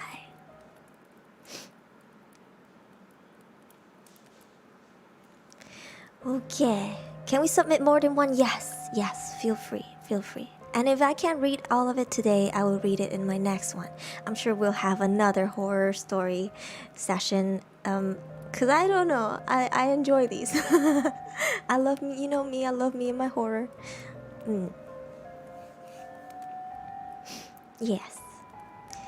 All right. We love personal stories. Okay, true stories are nice. Alright, let's read some scary stories from Creepypasta. This one is called It Started as a Leak. It received 7.69 rating from 1.44k votes. Ooh, that's a lot of votes. Okay. Yeah. Estimated reading time 2 minutes.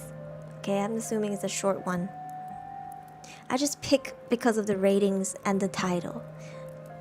I don't read the story, so we'll see. If they don't give trigger warnings, I'm sorry if I can't give you any. All right. Let's start. Oh. Hello, welcome. All right. Can you guys see it? Okay. The rainy season began in early summer, and June had been no exception. It did not surprise the man when he discovered rainwater dripping from his dining room ceiling. Shrugging it off, he placed a tall pot beneath the leak and expected it to stop on its own. However, it continued to rain, and before he knew it, the pot would threaten to overflow. He had to dump the water out first thing in the morning and straight after he returned home from work. Eventually, he began to notice water damage at the source of the leak. White ceiling has discolored, turning a dull shade of brown. He checked the weather and realized that it would continue to rain sporadically over the next 10 days. The man was worried about the ceiling mildewing and becoming an expensive repair, so he called a local handyman. Unfortunately, the man could not sign to have the repairs done. Only his landlord could. It was a frustrating policy. The man called his landlord but could not reach him. He left a few voicemails detailing how the damage was becoming progressively worse. The man was clueless as to why his landlord would not return his calls. They usually kept in touch, speaking at least twice a month. Finally, he reasoned that he would not be held accountable for any damages sustained. One night, the man was startled awake by a massive thump. He quickly turned on his bedside lamp, and just vaguely he could see an overturned table and a large shape laying across it. He sprinted out of his apartment and called the police, gagging at the smell. The man sat in the police station with a blanket wrapped around his shoulder and a coffee mug resting in his hands. He did know one thing. There had been a dead body in the ceiling, and the water had saturated it so badly that it caved under the weight. So far, the body was unidentifiable due to the rainwater and was being autopsied. While the man waited, he called his landlord and finally reached him. Panicking as he explained the situation. His landlord was just as alarmed, and the man pleaded for him to come to the station while he made his statement. The man paused as a detective crossed over to him, and he lowered his phone, wondering if the body had been identified.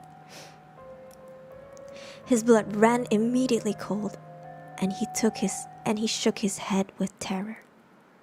The body belonged to Richard Thompson, his landlord, and he had died over a year ago. That's not what disturbed him the most. If his landlord was dead, then who was pretending to be him? Bro!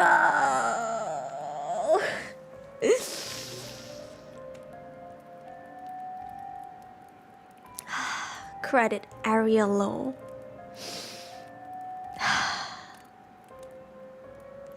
Bro.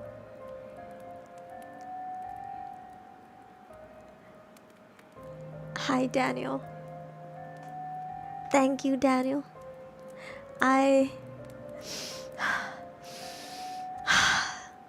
If his landlord died over a year ago, who was pretending to be him? I got chills all over, okay? I just got... You okay, Kurumi? I'm creeped out. I'm spooked, okay? How are these stories so good? I see why the rating was funny and great. I see. Okay, this was a good one. Okay, nice. That's scary. Okay. So the body fell on a table and turned it over, and the large shape laying across it with the smell that made him gag was the corpse. Alright, I see you. Cool.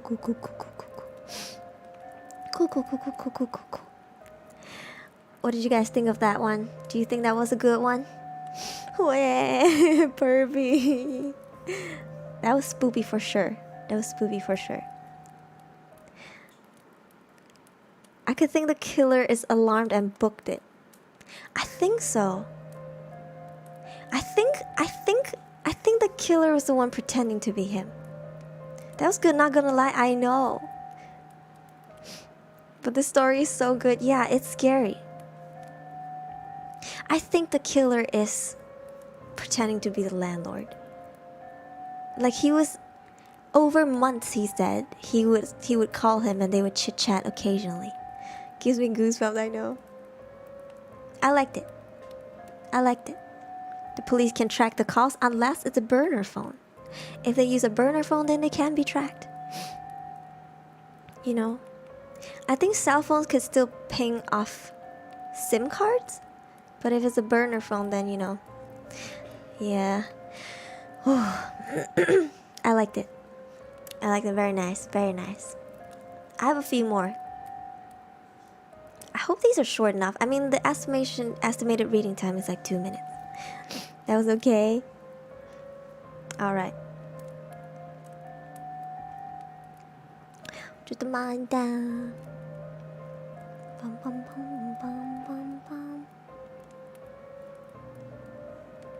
Okay. Alright, moving on. Next story. The Doll. Rating 8.21. From 491 votes, not bad at all. Not bad at all. Especially the porcelain ones. Porcelain dolls are scary. I broke one when I was a kid. I broke a porcelain doll when I was a kid. It was a gift to my mom, I remember. And when I broke it, I was scared. I was so scared my mom was gonna be upset. But then she was just like, oh no, are you hurt? And then I guess she was in a hurry to sweep the doll away because it broke. It was like made out of glass, like porcelain, right? And I remember the face cracked, like in the front. And yeah, that was what I saw, and I screamed. I was scared. Have you watched Curse of Chucky? Yes, I believe that's the legendary scary doll. Thanks to Annabelle, I have nightmares back then. Scary. My mom would beat the crap out of me. I think Kurumama was eager to get rid of it. Yeah, cause she put it in the closet at the highest level with the door shut. And when I opened it, maybe I opened it too quickly. It maybe shook the closet, and it just fell straight down, like right in front of me. And I like screamed, and I was crying so much. Was Chucky based on a real story? I don't think so. Could it be the doll that's been following Kuru family all around? It could be, maybe. Because I was much younger than all the stories I've been telling you guys about. Maybe it started from there. Dun dun dun. Where's my soundboard?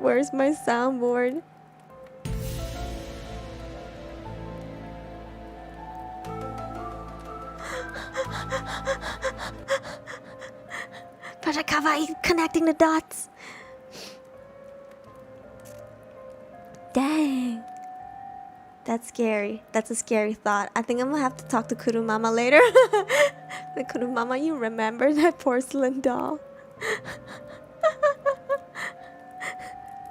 Oh no. Oh no. Yes. Okay.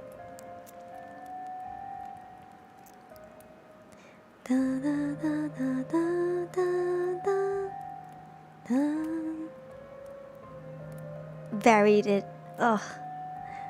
I don't know where. I think Kurumama just swept it up and just dumped it. Kurumama, will you get that doll? I'm gonna ask her. I think I'm gonna ask her because I didn't remember until just now. Totally forgot about the doll until just now. I'm gonna ask her and be like, Kurumama. Annabelle, who changed your name to Annabelle? Stop it. You stop it right now. I don't want to see that profile photo. You stop it right now. Is it Kiki? It's gotta be Kiki. I think it's Kiki. Its spirit has been released. Stop it. Stop. I refuse to believe that I was the one who caused it to follow the family. Okay, I refuse. Maybe I did, but looks like I may not be sleeping tonight. Oh no, Elle. That's Kiki. Yeah, Elle. Yeah. I'm under your table, Kurumi. I will kick you. Okay, I choose violence. Okay. I will sucker punch you, I'm telling you. You guys are down bad. No, stop. If you're new, welcome. This is my chat. Yep. Get with S. I can't choose violence. I take that back. I retract it because these guys are asking for it. We're say so. No, you're not. Thank you, Cerberus One. Thank you. Dang, I almost choked on my water.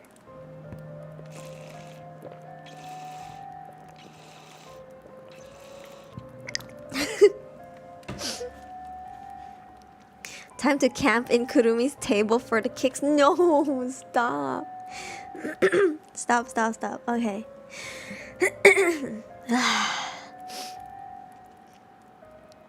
Alright.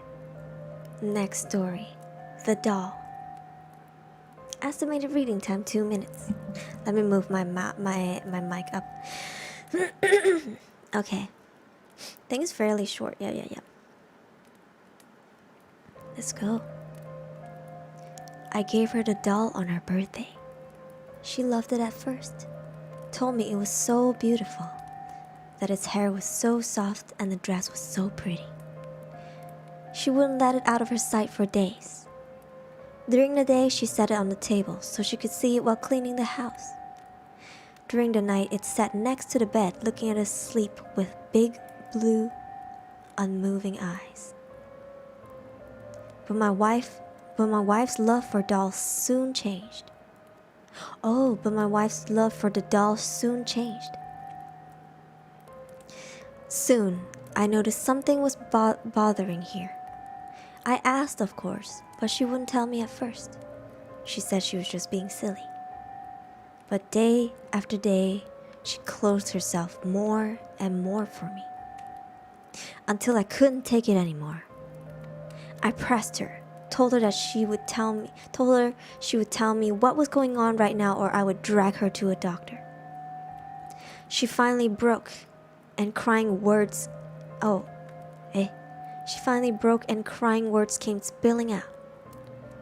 She then told me it was a doll. It scared her. She told me that she had the feeling it was constantly watching her. Sometimes it even seemed like it moved. This worried me, and I went to take a look at the doll. It sat motionless on the little table in the bedroom, the big blue eyes unchanged. I couldn't help but sigh from relief a bit. Of course she's not moving, she couldn't have been. I went to turn away, but then saw a tiny movement from the corner of my eye. I turned back to the doll, picking it up from the table. I held my face close to the doll's, staring into the eyes. Something was moving. I tried to concentrate, tried to look closer. Yes, it definitely was. Movement. Okay, the typo's tripping me off. Yes, it definitely was movement. But not from the eye itself. It was behind the eye. Before I could register this, the eye burst, and out of it spilled at least 10 wriggling maggots. I dropped the doll in shock, backing away instinctively. My wife yelled from the other room, asking me what was going on. I yelled back at her not to worry. I picked up the doll again, using a tissue to wipe away the maggots. Inside, I saw more, pressing against the skin and the plastic outer layer. So soon already. I had hoped she would have lasted longer. I will have to get a new one for her. Maybe keep it alive at first. That way, it'll last longer for sure. While I throw away the old doll, I think about how my wife always says she loves the thick blonde curls of little Katie down the block. Doesn't she also have blue eyes? Bro,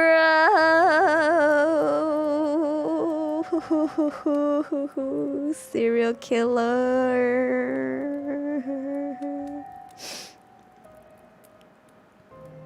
Listen here, if we are married and you did this and I found out, I'm leaving you, sucker. Bro, he's a psychopath. Annabelle, you better run right now, okay?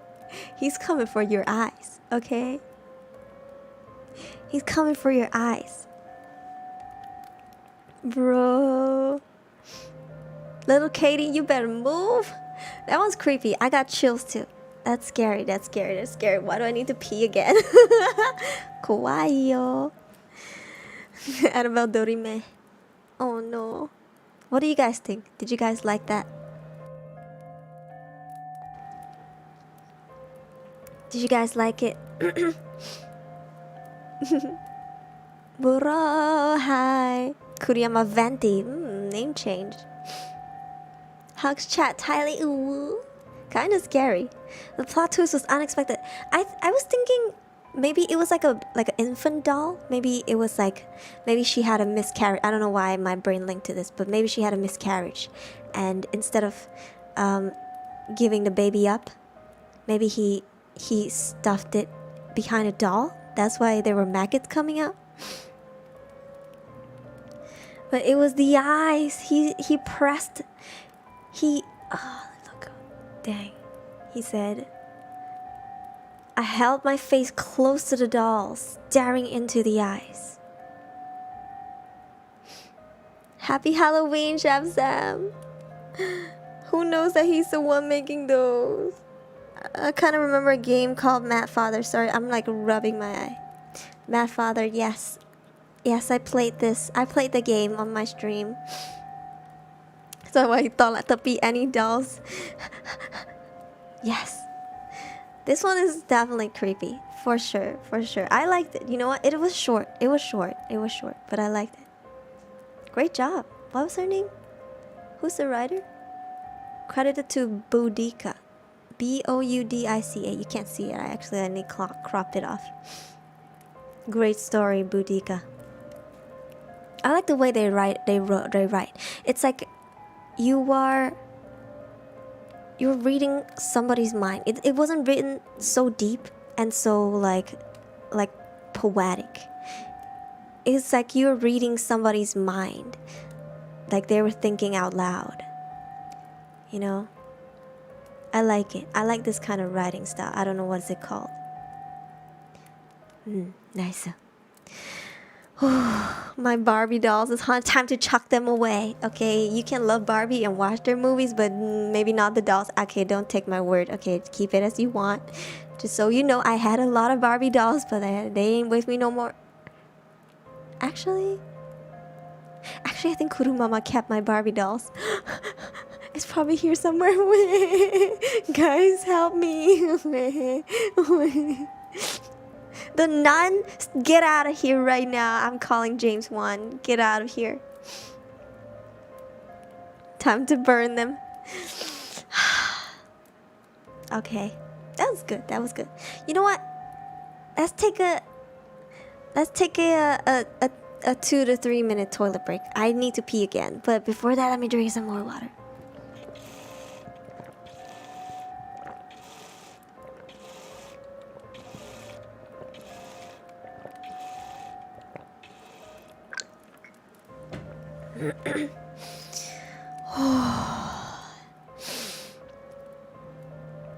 Alright. I have a couple of stories to go.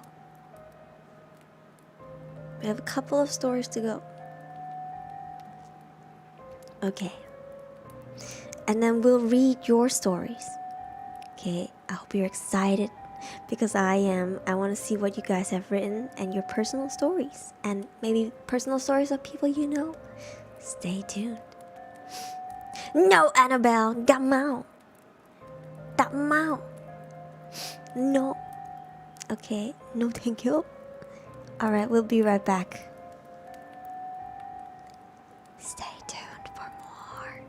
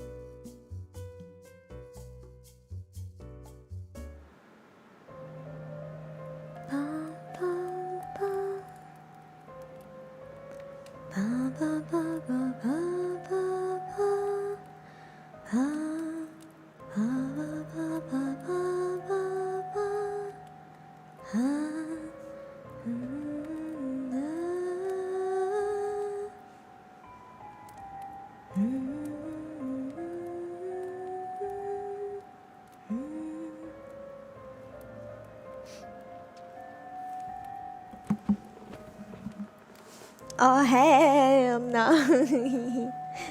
Okay.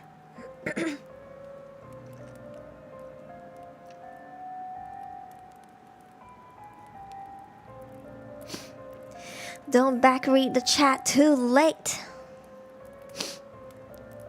Time to backread. Kurumi come back with Kuromi. It's been a while since you guys seen Kuromi, huh? Hi.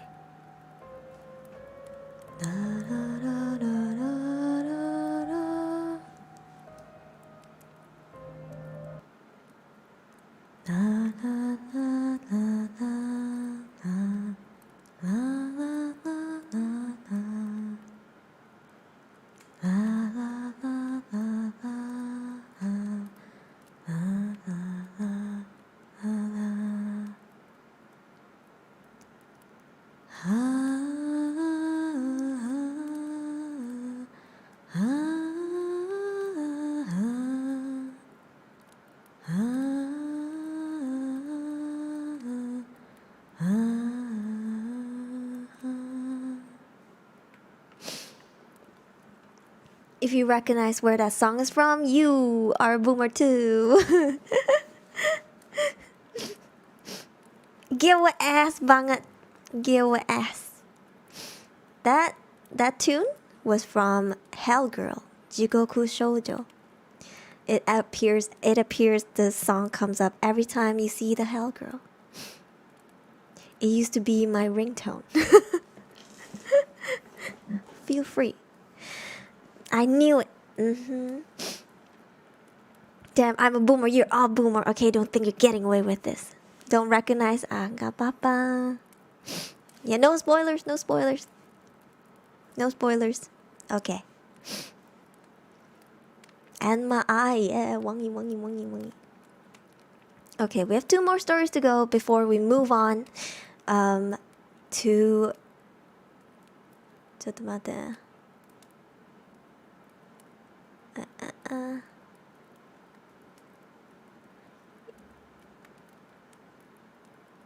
Let's see. We have 2 more stories before we move on to your guys' story. Yeah, I'm young, sass.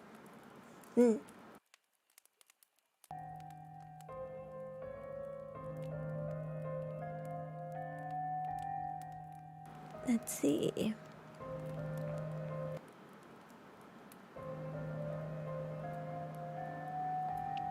Okay. Creepy music. Okay.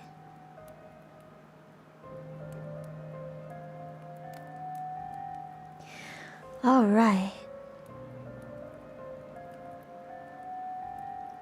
Next story. We don't have Animax. It's okay. You can request Muse. Muse Indonesia, Muse Malaysia, Muse Taiwan, or Muse in general. If they can put Hell Girl, it's very good. I don't know if it's permittable on YouTube, but if it's airing on TV, it should be okay on YouTube. It's called Hell Girl, Jigoku Shoujo. Yeah, Muse Asia is good too. Yeah. I love creepy music. It's just so good. Let's go.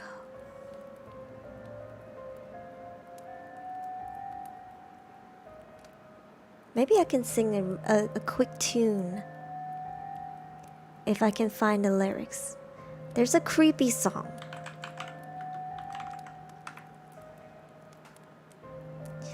There's a creepy song.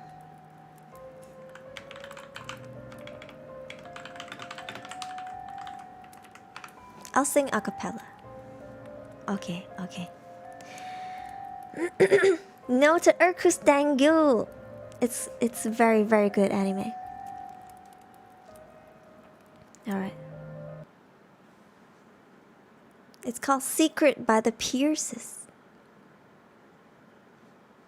Okay, Secret by the Pierces.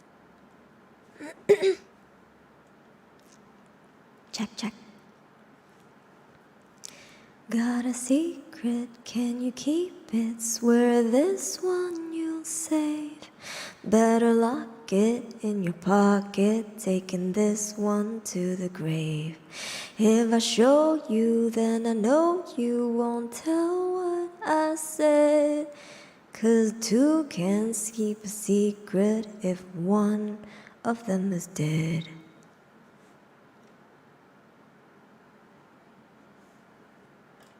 Did you get the lyrics? Did you get the lyrics? It says, got a secret? Can you keep it? I swear this one you'll save. You better lock it in your pocket and take this one to the grave. If I show you, then I know you for sure won't tell what I said, because two can keep a secret if one of them is dead.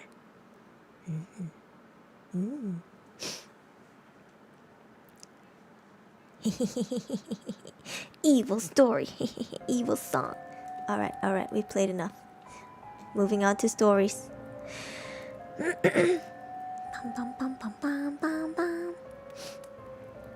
Okay, you guys see it? Where's the windows? To the window, to the wall. Mommy, I can keep a secret? Get what ass.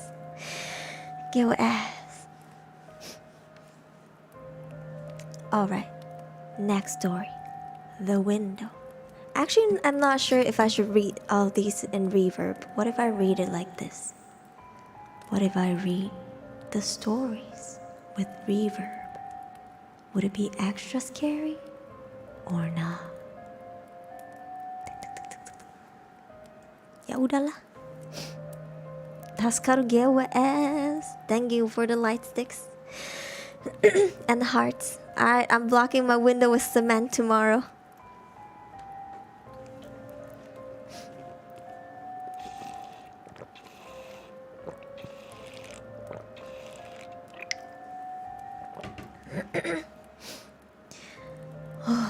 Okay. Get ready for the next story. Wanyi, welcome back. Why you gotta scare me like this? It is a new month tomorrow, huh? Tomorrow is a new month. I see. Oh no. What did I say that now everybody's gonna start giving me jump scares? Stop it! You better save it until tomorrow. You don't renew right now, okay? You forget it. Forget what I just told you. Ventilation window is the scariest. The vents, yes. I promise not to kidnap it. Okay, only for today you guys get to hug Jetson. Okay? Only for today.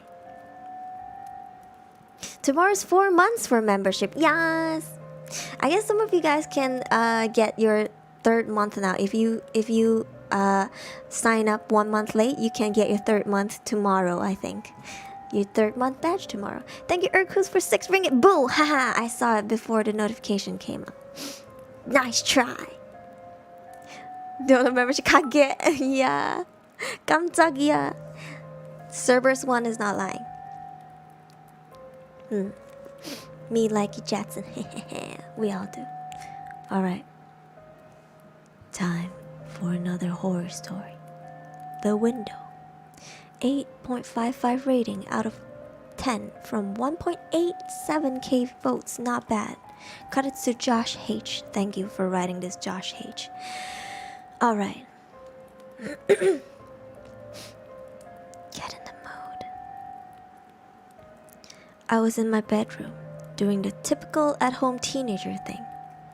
Staying up late, digging around the depths of the internet, and generally not paying attention to anything other than what was on my monitor. It was the early morning.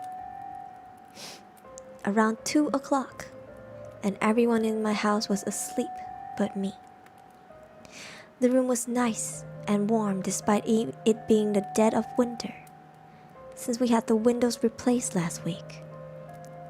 We had been losing heat, especially in my bedroom, through some old storm windows, but the bitter cold was now kept outside. I don't remember what I was doing. I think in the terror that consumed me, I must have forgotten. I heard a noise at my window. Not the sound of a bug flying into it, or the shrubs brushing against it. No, this was an odd noise, a thumping sound.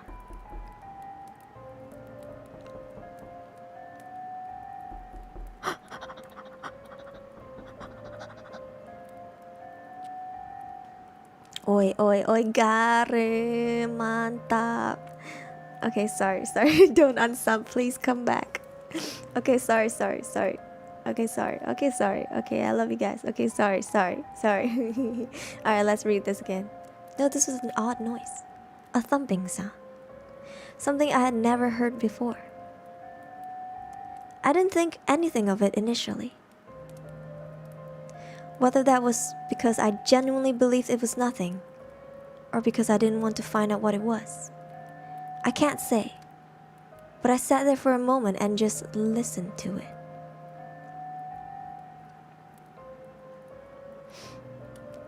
It was distinctly rhythmic. Thump, thump, thump. It only lasted 15 seconds or so and then stopped. I shuddered, but shrugged it off, and after spending another hour or two browsing and unconsciously not looking towards the window, turned my computer off and fell into an uneasy but uneventful sleep. This morning, after the sun had been up for a few hours and the thing that go bump in the night were doing whatever they do during the daylight hours, I walked to my window and spent a few minutes trying to replicate the sound I had heard. I tapped the window, bumped it with some soft objects, and even locked and unlocked it. But I couldn't for the life of me figure out what had made the sound. Nothing I did was even close. I figured that the event had been a fluke, and the day was normal until this evening. My dad arrived home from work at the usual time and decided that the house was too stuffy. So he came into my room and went to open the window. We're in Texas, so winter evenings are sometimes very comfortable, as was the case today. Never in my life before that moment have I genuinely wished to be deaf. My dad forgot to unlock the window before trying to open it, and when he pulled up, it produced the same noise I heard last night. My window only has handles on the inside.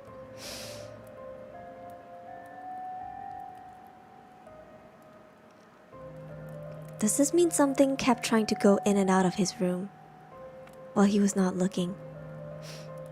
Let's read that part again. My dad forgot to unlock the window before trying to open it, and when he pulled up, it produced the same noise I heard last night. My window only has handles on the inside. That means something was trying to leave his room for 15 seconds, and even during the day, because his window only has handles on the inside.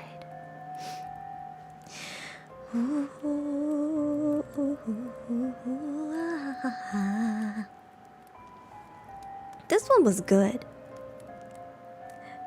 My window has an iron bar. That means whatever that's inside cannot leave. You ever thought of that? Ooh. Dun, dun, dun, dun, dun, dun, dun. Oh no. I like this. What do you guys think? What do you guys think? What do you think of this one? It was short for sure, but I liked it. I think you have to reread it a few times. There's too many commas, so when you read it, you kind of get trailed off the thought. But it is nice. I liked it. We can just block it up with cement, right? Nervous laughter, or I don't know, live in an asylum with padded walls. The thing breathing beside his neck. Dun, dun, dun, dun. Not helping Kurumi. I'm sorry. But I'm not sorry. It's nice. I like it. I like it. What do you guys think? If you guys like stories like this, I can go look for them. But the thing is, I don't want to read them because I want to get the first-hand experience you guys get as well while reading it. I guess I'll glance through it just to see the length. But if you like this length story, I think they're good. 2 minutes to read it. Padded walls, at least I'm safe. Unless you need to escape and the door is blocked. And there's no other way out. What is on my mic? Cat fur. It's been tickling me. Hello, Owo. Hello, Siesta Appleford. Alright. Mom. Are you brave enough to watch paranormal videos? Yes. I love them. I even love paranormal movies. Horror stories. Horror movies. There's no exit. Why does it come to this? Or maybe there is an exit, but something is blocking it. Can you give me candy, ooh, please? You get all the candy you want, sweetie. I suppose I'm of the age to be giving out candies to little kids and adults. Because I'm older than adults. You have all the candy you want, okay? I won't watch after 12 a.m. Okay, and listen, Zengunawa. Everybody say hello to Zengunawa from Mahapancha. Ozu Denpai for the karaoke stream. I'm young. Okay, I can be young and give candies. What's wrong with giving candies? We in the festive mood. Okay, how old are you? 7,321 years old. Ai Shinokun. Hi, young. I'm Zen. You know what? You know what? They ask you how you are, you just have to say that you're fine when you're not really fine, but you just can't get into it because they would never understand. I'm young. Listen. YOUNG, sir. I'm hip. Sheesh. I won't. Okay. Ya sayang. Sheesh. Okay, that's the only hip word I know. Okay, that's the only hip word I know. I will keep learning. I will go on Reddit, okay? Because NoSleep this is NoSleep, by the way. This is Reddit NoSleep. Okay, now that I'm on the Reddit territory, though, I still do not have an account. Also, thank you for promoting me on virtual YouTube or the subreddit virtual YouTubers. Thank you if you promoted me. I've seen a few. Thank you very much. I will learn more slangs, okay? I will browse through the Reddits, okay? Hi Sheena. Woo. Alright. Next story. This story, okay, if you watch the stream with Lily and Rita, you have Rita's from Prison Project and Lily is Lilian Vampire from My Holo TV. They have read this story before. I think. I hope this is it. Okay, yeah. This is it. And if you've heard of it, no spoilers, please. Can you do another uwu? Yes. So, learn to be I am young. I'm young. Okay, this is a creepy story. I think everybody on her stream, when they read this on their stream, everybody got the chills. And I really wanted to read this to you guys, so I went and found it. And so, this one got 9.08 ratings out of 10. Okay, out of 2.47k votes. That's a lot of votes, I'm telling you.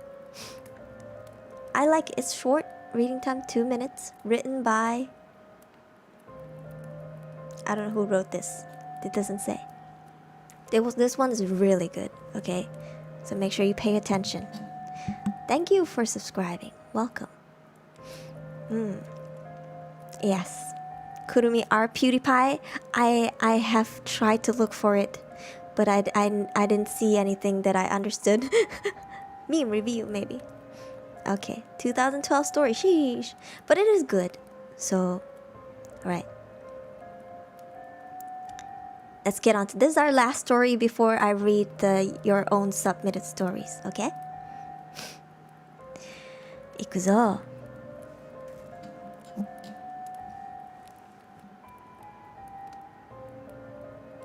Estimated reading time, 2 minutes. We had just moved into a little ranch house in the suburbs. Storybook neighborhood. Quiet, friendly neighbors, picket fences, the whole 9 yards. Suffice it to say that this was supposed to be a new start for me. A recently single dad, and my 3-year-old son. A time to move on from the previous year's drama and stress. I viewed the thunderstorm as a metaphor for this fresh start. One last show of theatrics before the dirt and grime of the past would be washed away. My son loved it anyway, even with the power out. It was the first big storm he's ever seen. Flashes of lightning flooded the bare rooms of our house, imparting unpacked boxes with long creeping shadows, and he jumped and squealed as the thunder loomed. It was well past his bedtime before he finally settled down enough to go to sleep. The next morning, I found him awake in bed and smiling. "I watched the lightning at my window," he proudly announced. A few mornings later, he told me the same thing. "You're silly," I said. "It didn't storm last night, you were only dreaming." Oh, he seemed somewhat disheartened. I ruffled his hair and told him not to worry. There should be another storm soon. Then it became a pattern. He would tell me how he watched the lightning outside of his window at least twice a week, despite there being no storms. Recurring dreams of that first memorable thunderstorm, I figured. It's easy to hate myself in hindsight. Everyone assures me there's nothing I could have done. No way I could have known. But I'm supposed to be the guardian of my child. And these are useless words of comfort. I constantly relive that morning, making my coffee, pouring milk over my cereal, and picking up the newspaper to read about the pedophile local authorities had just arrested. It was front page stuff. Apparently this guy would select a young target, usually a boy, stake out their house for a while, and take flash photos of them through their window while they slept. Sometimes he did more. My stomach sank as the connection was made. At the time, it was merely something from a child's imagination. In retrospect, it is the scariest thing I've ever heard. About a week before the predator was caught, my son came up to me in his pajamas. "Guess what?" he asked. "What?" "No more lightning at my window." I played along. "Oh, that's nice. It finally died down, huh?" "No! Now it's in my closet." I've yet to see the photos police have collected.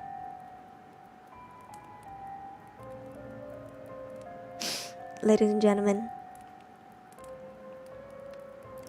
Ladies and gentlemen. Did it click? Should I read it again? The kid said, "Guess what?" He asked, "What?" "No more lightning at my window." "Oh, nice. It finally died down, huh?" "No, now it's in my closet." Bro. Guys, I just want to say that it's raining really heavily right now. Okay? There's some crazy lightning going on.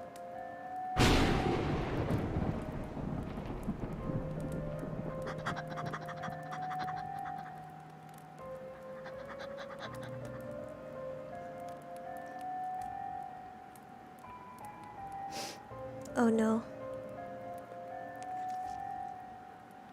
Oh no. I'm sorry. I'm sorry. I'm sorry.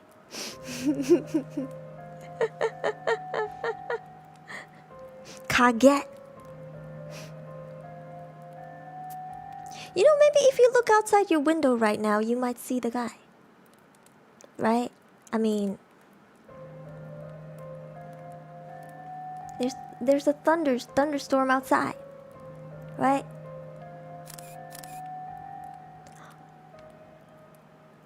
Who could that be? What is that? Nani? I'm sorry. My manager said no photos. I'm sorry. No photos. Bruh. Okay, sorry. Did I go too far? I'm a softie. I can't play with you guys like that. Okay, my heart is weak. Brings out the baseball bat. Hey. And my topmost window open. Oh no. Don't scare me like that. It's actually raining outside. I'm sorry.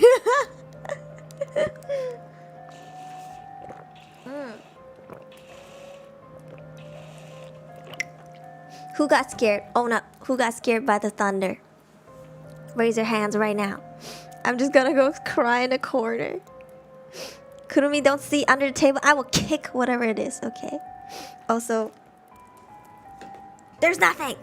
You made me look. Do you know Philip? Who's Philip? I live on the 7th floor. I have stories about my friends who live in really high buildings and have seen some things. Yeah. And I know they wouldn't lie because we're always very transparent about these things.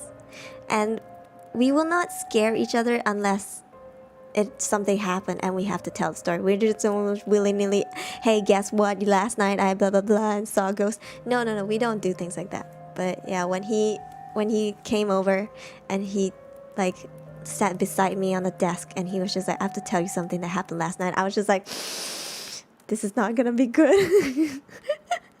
This is not gonna be good. But yeah, it was scary and he lived on the 7th floor too. So good luck.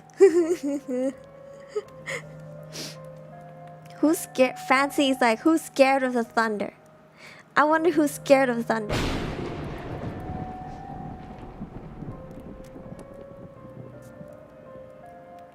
That wasn't me, Blame Cloud. Cloud did this. Blame Cloud.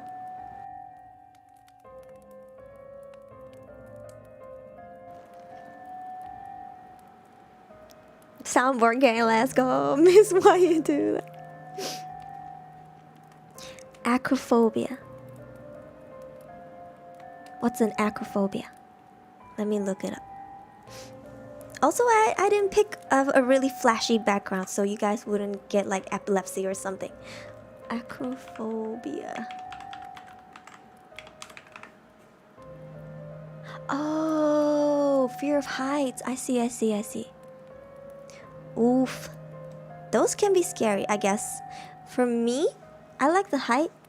But what's scary to me is not the height, but more like in French, I think you call it l'appel du vide. L'appel du vide is called the call of the void. When you're standing at the edge, you feel this urge or this silent energy that is pulling you down. Yeah. And even if you have really safe footing, you might just throw yourself off because you feel the call of the void. It's something that is hard to explain. I don't know if there's a scientific thing to it. I think the scientists call it the call of the void. I don't know. Yeah. It's a fear of long words, Jesus Christ. It's not gravity. It's like an energy that pulls you down. An energy that pulls you toward. You know it's bad if you jump. You know, because the more scared you are of jumping, the louder the call is to make you jump. You can't hear it, but it's an energy that pulls you. Yeah, it's called the call of the void. Look it up. It's very interesting. I think it's a psychological thing. It's a Wi-Fi. I don't mind getting flashed. Get with ass. Don't get with ass. Y'all down bad. I'm sorry, Andy. I'm sorry. Okay, we'll move on. We'll move on. Yeah. Yes, Spectre. Something like that. Here's my get with ass. Alright, those are all our stories. What do you think about this one? I think this one was very, very... It's scary and unfortunate. But yeah, I don't know. I would bring a bat up. I'll call the cops. And I'll bring the bat up. I'll call the cops, bring my kids to the neighbor's house. Somebody living in Clubhouse, I'm like, watch my kid. I'm about to go end somebody's life. I'm like, you come here right now. Bring your camera, everything. I don't care if there's a cloud. You give me the password to the cloud, son. Last one's the best. This is short but sweet. I remember hearing this from Lily and Rita, and I had chills all down my spine. Everybody in the chat was screaming, no!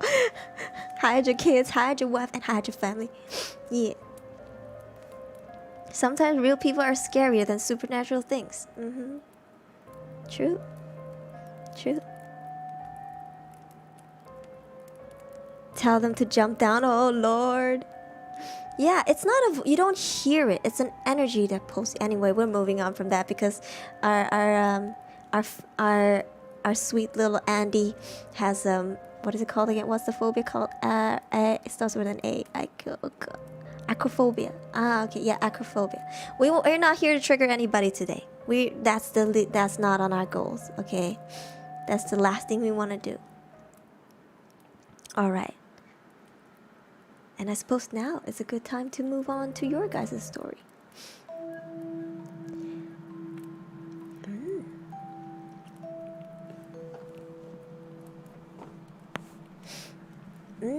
Sorry, I just popped my collarbones. Are you ready to read some? We have 42 responses. I may not be able to read all of them today. I doubt I can read all of them today. We might read, I don't know, 5 or 6, depending on how long they are.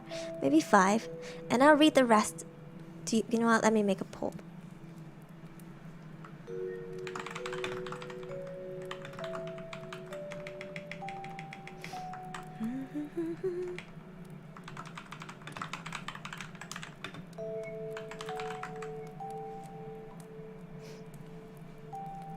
Here you go. Please, vote up. And I might do another one. And we can read it on that stream.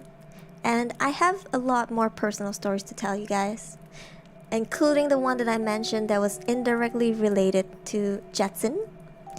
I'll tell you guys that story probably on that stream if it works out. If you guys want it, of course. If you guys are not interested, I'm not gonna tell you nothing. You don't need to force yourself, okay? There's no need to force yourself. Okay. Once again, we're not here to force anyone to believe anything. We're just relaying stories or our personal incidents. Yeah.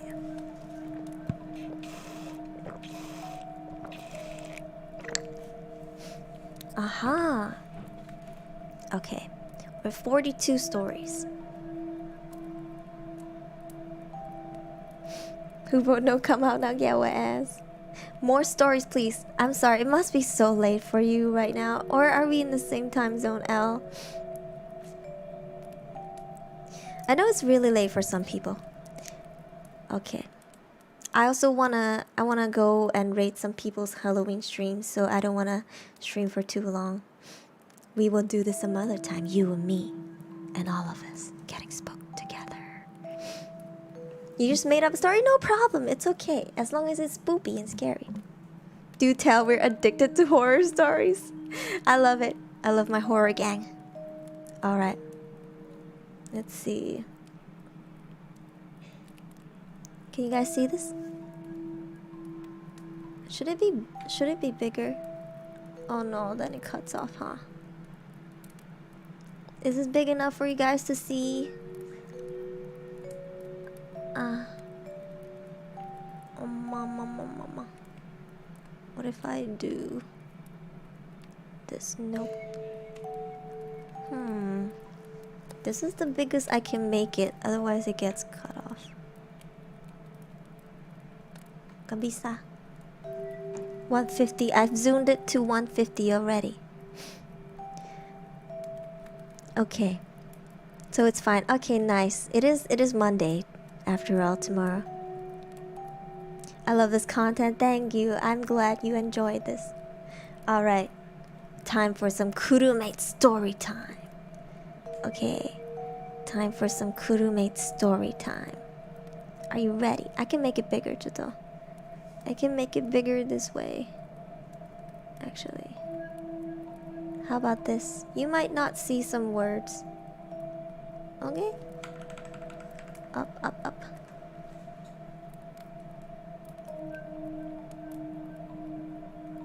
Like this? Is this okay?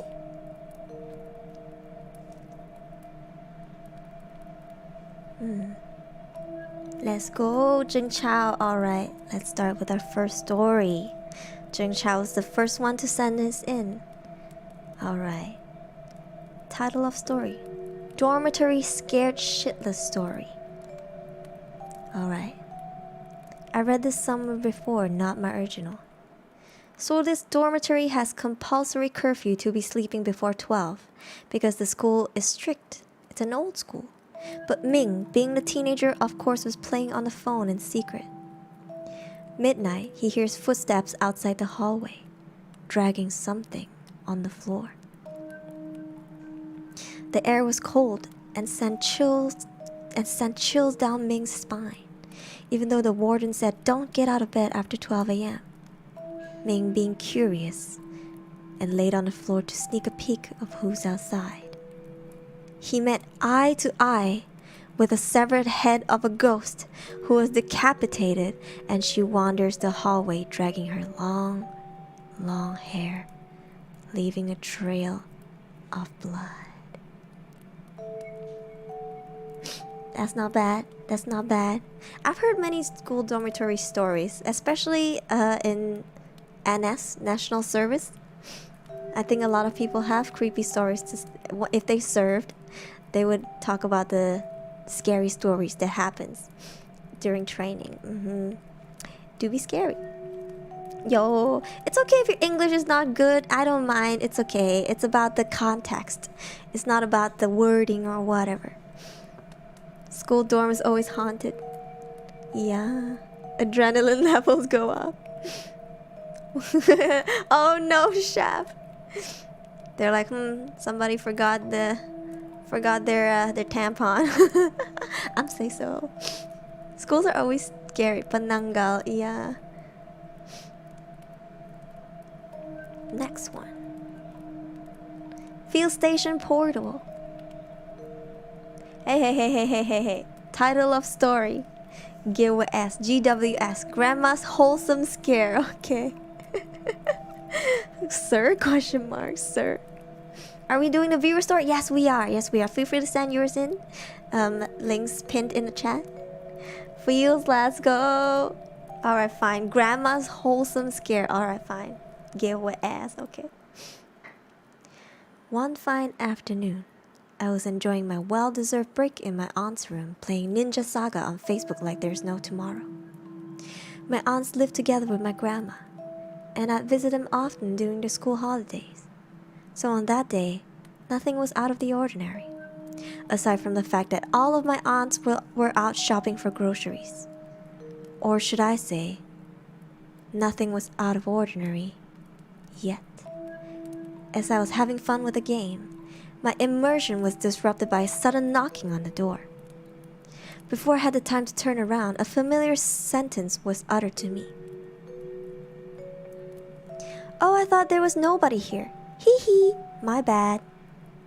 It's Grandma. This is what she'd usually say if she enters a room and notices it's occupied. As I turned around to glance around the door, it was already halfway closed, so I just resumed my activities. However, a sudden realization sent chills down my spine. I remembered that nobody else was home, and Grandma had passed away a month ago. So like any sane boy, I rushed to open the door to see if it was really my grandma. That was probably not a good idea, ha ha ha. Obviously no one was in the house. So I sprinted out to see if my aunts have returned. No one was there. There was no one there except for me. Thus, I returned to Ninja Saga with chills down my spine and warmth in my heart. The end. 250 words. Thank you for counting your words. Hello, Muse Malaysia. Welcome. This was good. Hello. Hehe. Mana tao. Grandma was trolling. Grandma said, hee, my bad. This is scary. This one's scary. I like it. It's true story. Is it true story? I hate this. Okay, I joke around to cope. I use humor to cope with fear, but are you serious? This is a true story? Fuel Station Portable said this is a true story. This kind of reminded me of a dream I had. It was like a layered dream. I woke up within a dream and I thought I'd woken up.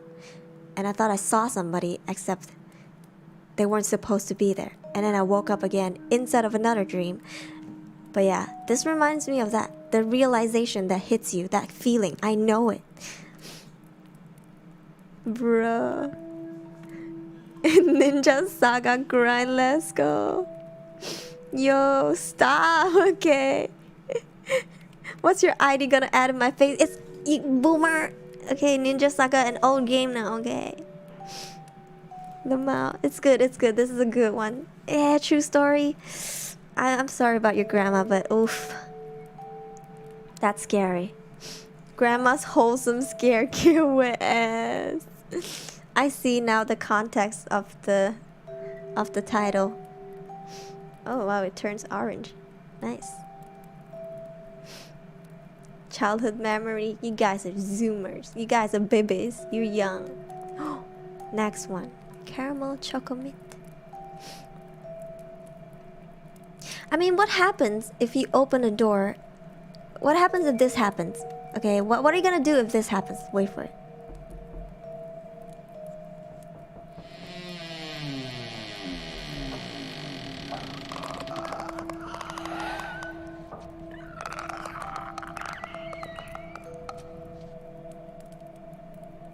What are you gonna do?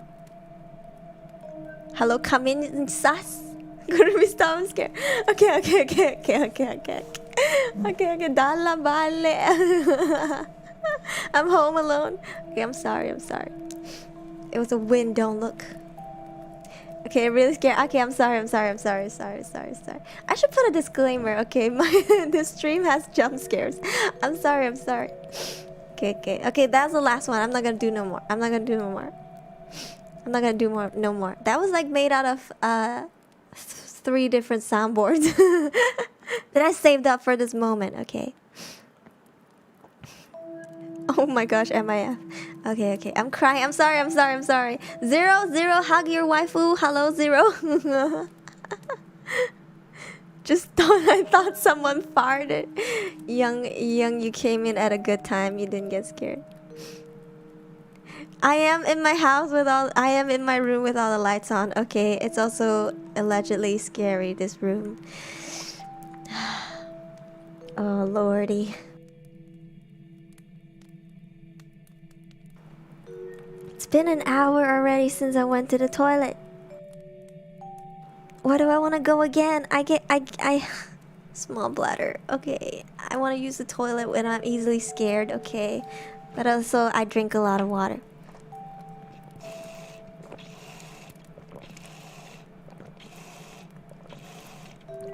New Yen, maybe you should check your window.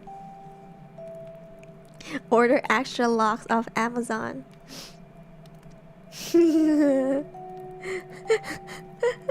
Hadir. Okay, let's read the next one. It's from good old Caramel Chocolate. Kaget goa. Boy, you scared mommy. Okay. Suddenly in my peripheral something moved and it's the cat. You are taking revenge, huh? You're taking revenge for Kurumi, huh? Why you look at me like that? You don't like being scolded? You know what? Nope. He scared me. He got me back on behalf of you guys. I will do my best and hold in my pee, okay? You will not get me, kitty cat. There is a mosquito. I see it. I see it. I see it. I see it. I see it. I see it. I want to kill it. Ah! God dang it. Where'd it go? Oh no, it's out for me. What's scarier than ghosts and supernatural stuff? Mosquitoes. Mosquitoes are the scariest. Smack me to get with S. Where did it go? Okay. Well, I'll just try not to move so it doesn't think that I'm alive. Though it can probably feel my blood pulsing as the more nervous I get. Okay. She hit me, Kurumi, get with S. Where is it? It's here somewhere. I hope it's... You know what? Fine. For the stream, I will not move and I will sit here and endure the bites, okay? Mosquito bite endurance stream. Okay. Hey, it's probably an itchy rash. Alright, next story. By Caramel Choco Mint. Title of story: The Bus from the Other Side. Okay. So there I was one night. I had just finished my late night tuition on the west side of Singapore and was just heading home, located at the east, the other side of the island. The time was 11:30 p.m., just in time for me to catch the last bus. I boarded and went up to the upper deck, observing only a single passenger sitting at the back of the bus, hoodie drawn over his head and leaning on the window, seemingly asleep. I don't blame him. Heck, I was tired too. I put on my headphones and put on some music, drew my hoodie over my head, leaned against the window, and dozed off in no time. After about an hour, I was woken up by my phone alerting me that the bus was approaching the final stop, the interchange next to which my house was located. I opened my eyes and looked back. The passenger from earlier was still fast asleep, so I decided to just tell the bus conductor on my way out so he can handle it. I made my way down to the first story and walked over to the bus captain who was stretching in his seat. Sir, before you lock up the car, you might want to go to the upper deck and wake the last sleeping guy up. Would be terrible if he woke up in a locked bus. The bus captain didn't even look at me. What he said next sent chills down my spine. Well, kiddo, you'd be surprised to know that since I drove out from the other side, you were the only passenger tonight. Yabe! Yabe!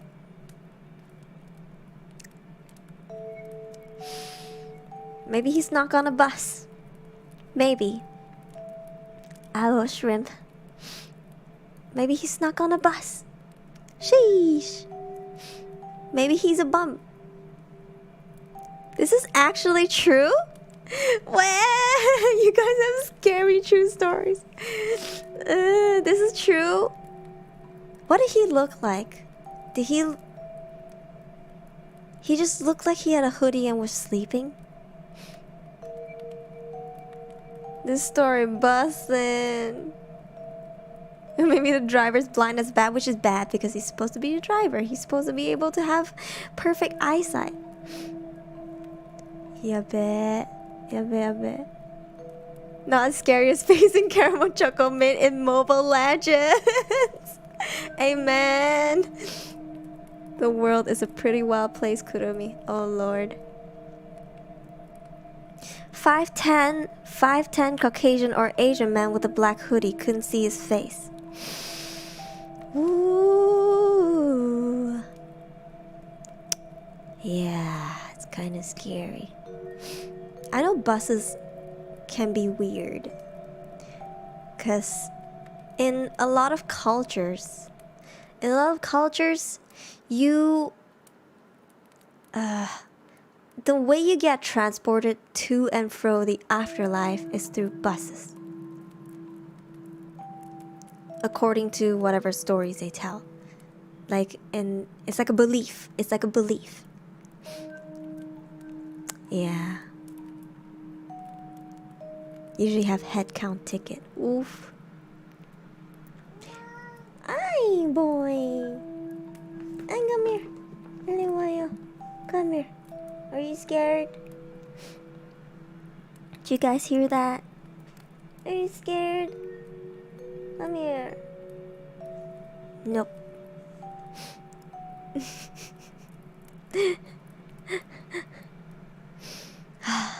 So, I get that buses can be a bit iffy. From the other side as well, yeah. The bus from the other side, yeah, bet. It's a truck that brings you to the afterlife. Trakon. That's a good story. Thank you for the true story. Yeah. I will pet him later. Alright. 4th story. That's just the school bus, Lamaya. I want to use the toilet again. Why do I want to use the toilet again? Enters Kuruchi's storytelling theater. Back from work, don't mind me. Keep going. Welcome home, Art Amri. Welcome home. Last one? No, I think maybe we'll read a couple more. Next one is strawberry. Oh my gosh, strawberry shortcake mochi, also known as Mitsuri Sakura mochi. Okay. Or a few more. If they're short, I'll read a few more. Hachu! Dumbo hachi. Hachu!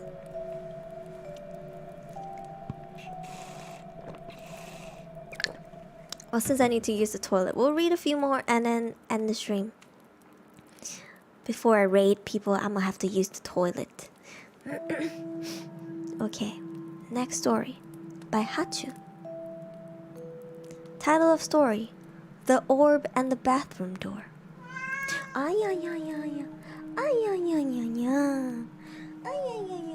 You know what, guys? I'll be right back. 1 second. Alright, you really want pets. You really want pets. You really want pets. You want to go outside?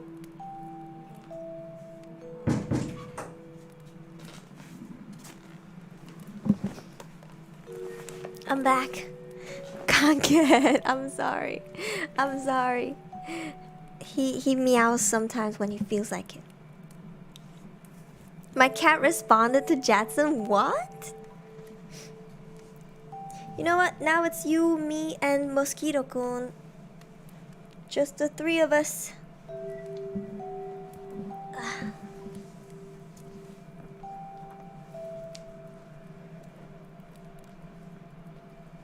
Yeah, I think he's scared. He's tired of my scary stories. Alright. Let's get to it, shall we? The Orb and the Bathroom Door. Posture check.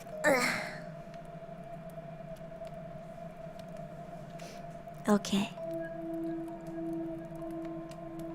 Hey, Roberto, this is touche. After that story I just told you, this is very touche, okay? Alright, let's get to the story. In 2009, my family went to visit some relatives in the late evening and left me with my 2 older sisters at our grandparents' house. To pass the time, we looked through our digital camera that my sister was using earlier and found what should be a normal photo, except that it had a mysterious, floating orb. Looking closely, we noticed the orb seemed to have a face, which made us feel uneasy, especially since it was getting dark and we were home alone.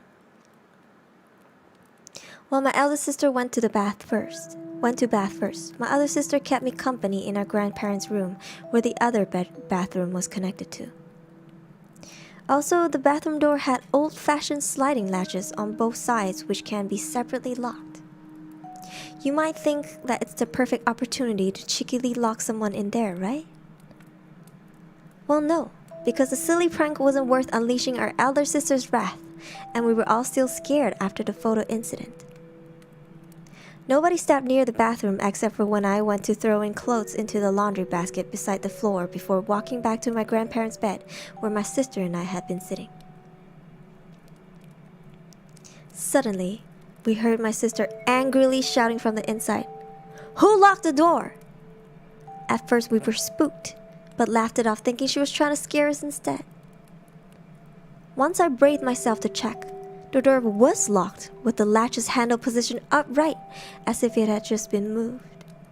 I quickly unlocked the door and head straight for my sister now that we were both confused and terrified.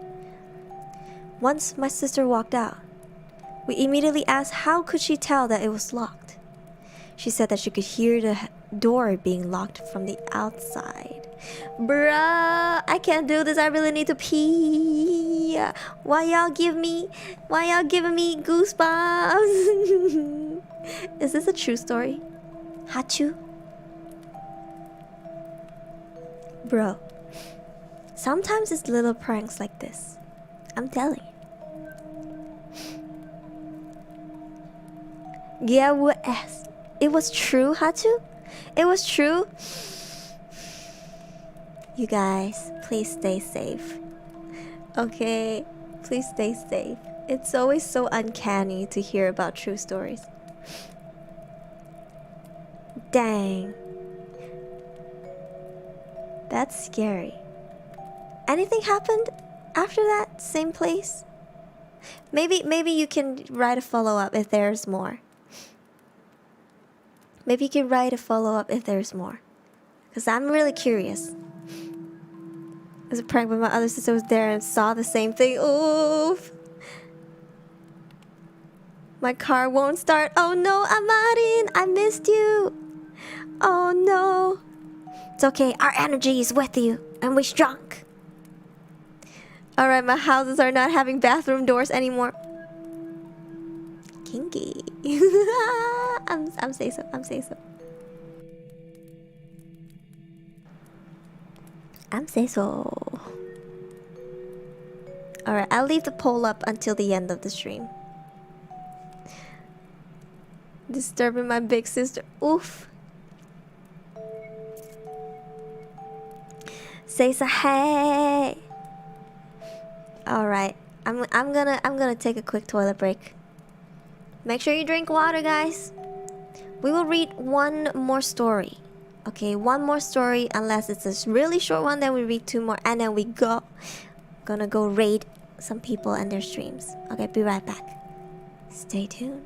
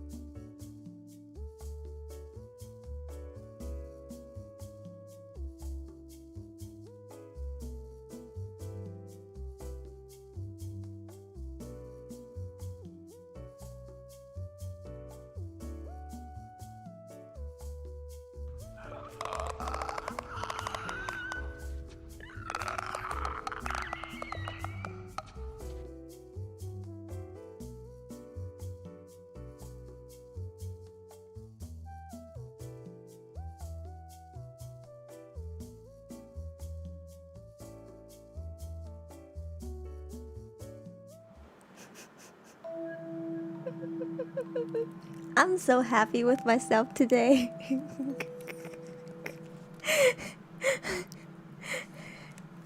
I'm so happy with myself today. Usually you guys bully me. I'm so happy I get to bully you guys back.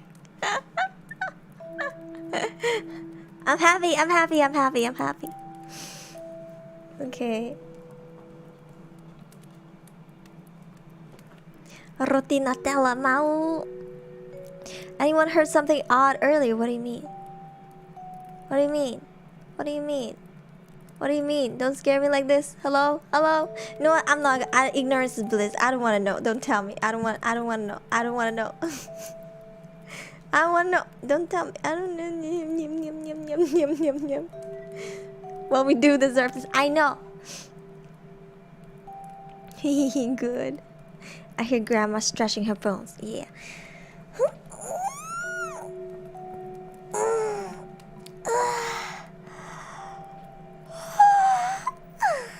Yum, yum, yum.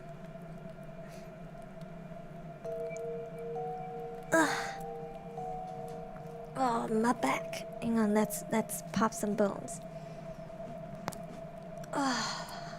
Oh, that felt nice. Okay.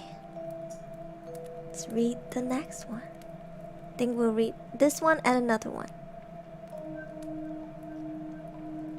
The cutest obasan. Oh yeah.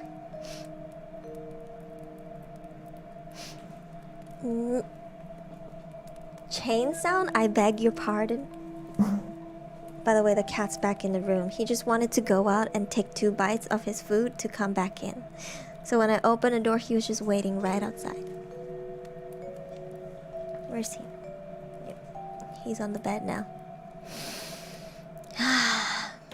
Alright.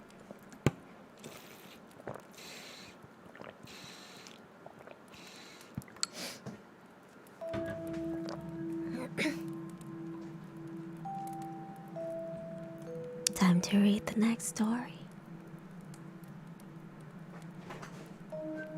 Okay, boy, you keep playing on the bed. You know what? Let me just throw him his toy. Yeah. Here you go. And let him play. He's so cute. Okay. Second last one. Second last story. Strawberry shortcake mochi, also known as Mitsuri Sakura mochi. Thank you for the story. If it's true, please tell me it's a true story. Okay. An unknown man in our school. Okay, boy, pipe down, settle down now. Well, it all started when we are in school. My friend and I go to the bathroom and saw a man with a hoodie.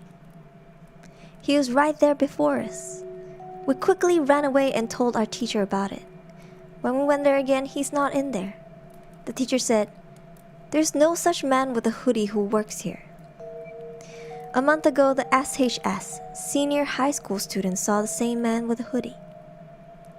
We really wanted to get rid of that mysterious man, so we reported it to our principal. There are some gossips that our school was a cemetery. Of course, me and my classmates are scared. And still, I hope the school found that unknown man. Sorry, my English kinda bad, but I really love your videos. It was kinda short. I hope you like it. It's okay, thank you. By the way, this is a true story. Please stay safe. Please stay safe. Do not go to the bathroom alone. Always bring your friend. What do you want, cat? Always bring your friends. Okay. Could be me, but I'm too far. Yeah. Just be safe. Be smart. Be safe.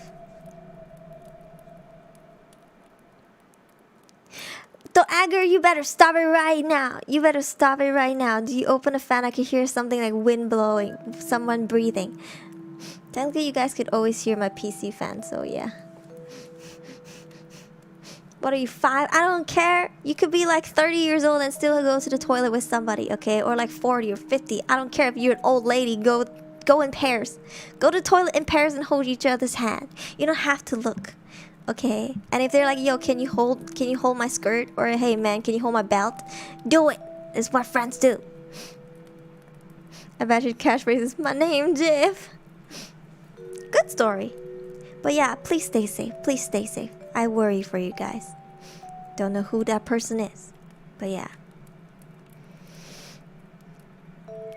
That's scary. Or something else. Hey, stop it!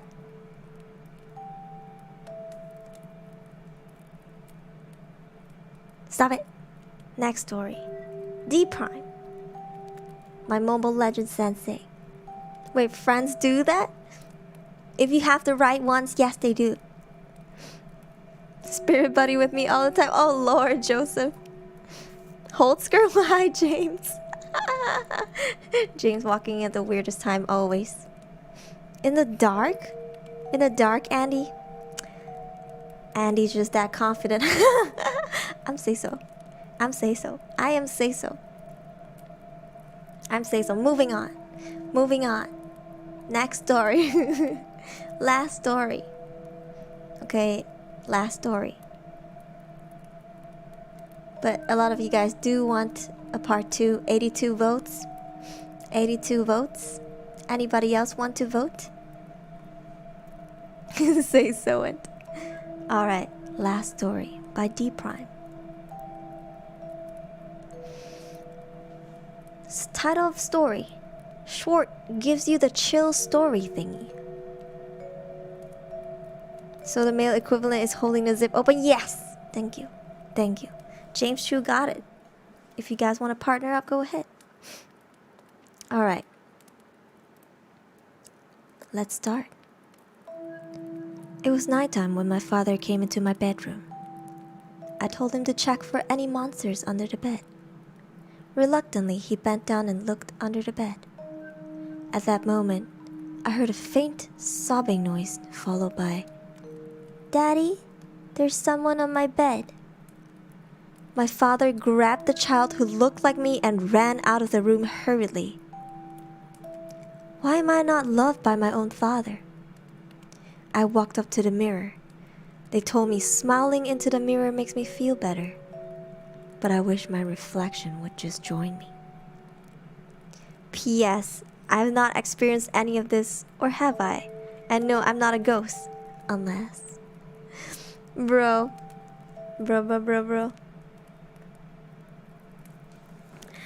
This is good. I like this. This reminds me of the story, if I remember it correctly. Jiggy, unless. This reminds me of, by the way, good story, Deprem. Thank you for sending it in. The classic. I've never read this before. Okay, I'll tell you guys one more story before I go. This is not my personal story. I don't remember where I heard this from. But, let me see. If I remember correctly. In a scenario. Okay. You were sleeping. And in the middle of the night, you wake up to a loud sound coming from downstairs. Okay? And followed by a scream. And you know it's your mom. And when you walk out of the room, you see your mom there. And then the sound says, coming from downstairs saying, "Hey, help me, mommy's hurt." And then the woman next to you says, "Don't go down. That's not me." Who do you trust? I'm sorry, I butchered the story, but basically it's like downstairs the woman screamed for help. And it was your mom. And then the woman next to you that looks like your mom goes, "Don't go down. That's not me." What do you do? Where do you go? I trust my gut. Oof. There's an animated version? Please, fancy, tweet me the link. I want to know. Give me the link. Give me a link. Give me a link. That's kind of scary, isn't it? What would you do? People have asked me this before, and I was like, I am going to run past both of them, and I don't care who they are. I will run past. I'm gonna get some help. I'm not staying there alone. I'm not gambling. It reminds me of a Hispanic folklore kind of scary entity called the chupacabra. Is it chupacabra? I think it's the chupacabra. Where they shapeshift and they can mimic noises. And yeah, apparently a lot of folks in Mexico has witnessed this. I've actually had a Mexican friend who has a personal experience with the chupacabra, which is very uncanny. Emergency meeting button. Fairly spooky imagination. Might as well barricade your room and get ready for final boss. I'm not taking any chances. I'm running out of that house. I'm bolting straight out of that house. I'm not taking nobody with me, okay? Those two can sort themselves out. Like, mama, I love you, but I'm getting help. I'm calling the police. I'm bringing a gang back with me. I'm not going alone and being like, meeny, miny, mo. I'm not doing none of that. That's a skinwalker. Yeah. Oh, wait. Is that a skinwalker? Is it a chupacabra? Let me see. Chupacabra. What is chupacabra? Puerto Rico. Oh, sorry. Yeah, this one drinks the blood and the livestock. Okay, sorry. It is the skinwalker. And a lot of them are in the down south in America, I believe. And also near Mexico or like around the Texas area. I'm bad with geography. I'm sorry. 니게룬다요, Smokey. A super short one. Ah, okay, Jeng Chao. I'll read it in my next stream. But Young, you got that right. Yeah. Fiddlesticks. You like a treat every day. Hello, Cloud US. The police arrive, all have the mom's face. I think I'm... What do you do? Jump out of window. Getting popular as of lately. Oof. Okay, skip my first submission. I made that one when my mind was blank. Fancy. Okay.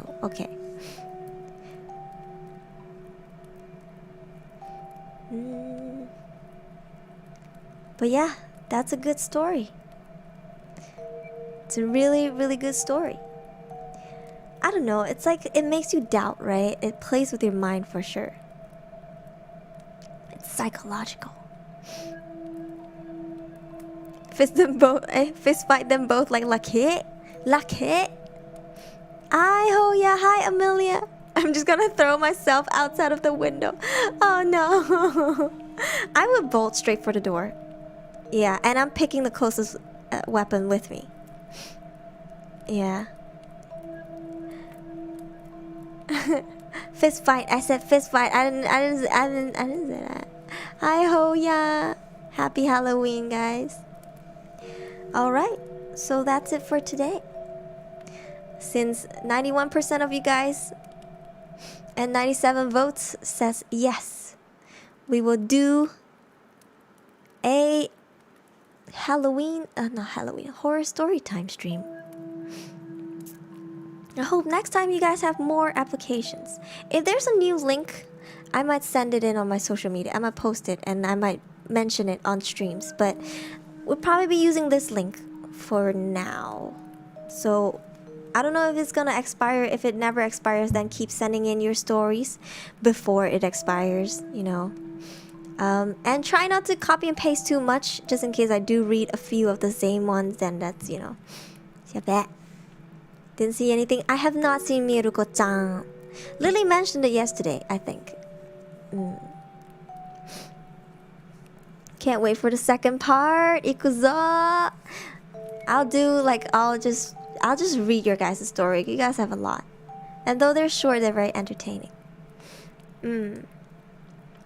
Google form can't be expired. Yeah. I don't think I'll abandon it. I'll keep reading it. I don't know if there's a way for me to delete the old ones. Maybe there is. I'll find out. Thank you guys so much for sending in your stories. Do love me some spoopy time. Some scary stuff. Let me see if I missed any donations. ちょっと待って. Halloween Roomy. Where? What do you mean Halloween room? I have more stories to tell you guys for sure. I have so many more personal stories to tell you guys, but we'll save that for the next stream.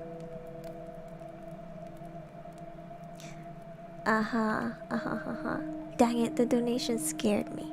Alright. No more super chats and stuff. Okay, I've read them all. Before we go, here's my schedule for the week. Oh my gosh, my head is big. Taskaru Tetabakar for this wangi art. Kurumeka. Futuristic Kurumi. Even Jackson's outfit is so different and great. Yes. So next week we have 2 on schedule streams.